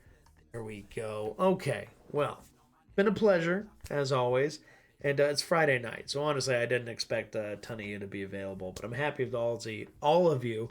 Well, I'm having a stroke here. I'm happy and appreciate all of you who did come through and hung out for a little bit. Said your piece, and if you had to bounce, you had to bounce. But no, thank you, Rhino. All of these are different. Like, I don't go into these with much of a game plan. There are definitely people who stream who have like a super tight game plan of what they're gonna do, but I really like to kind of throw it to you guys, and I like to be able to interact and do the kind of things that you want to do, and couple them with the kind of stuff that I'm interested in. So I try and level them together. But hey, we made it 3 hours, 3+ hours, so that's not nothing. And I'm craving some snacks, but I have to be careful. I'm on my diet, so gotta treat me well. I'm losing weight. It's all going good right now, but I gotta keep that going. It can't happen on its own. Definitely doesn't happen in a vacuum, but a little exercise does the body good. And like Dan was saying with the Beat Saber, that's a fun idea. I might have to look into some VR or something to get a little extra fitness, around the house, whatever. Or just keep walking, going for runs and stuff. I haven't really run yet, but, I might reach that point eventually. Glad to hang out with you. Y'all totally should try Beat Saber. Well, Dan said it, so there you go. Boy, let me find a proper outro song here for myself. This one's called Bad Luck. We'll just take it and run. All right, guys. Thanks so much. I really appreciate y'all being here. And the next time we do a stream, probably be this weekend. I'll probably play some games and stuff. I may hop over on the Xbox. Maybe get some Sea of Thieves going this weekend. Perhaps. I'll see if the guys are available. It could be fun, though. We haven't done that in a bit, so I feel like we need to take the SS Pager out for another round on the high seas. Just a thought. Anyway, y'all have a good night. It's been a pleasure. See you later.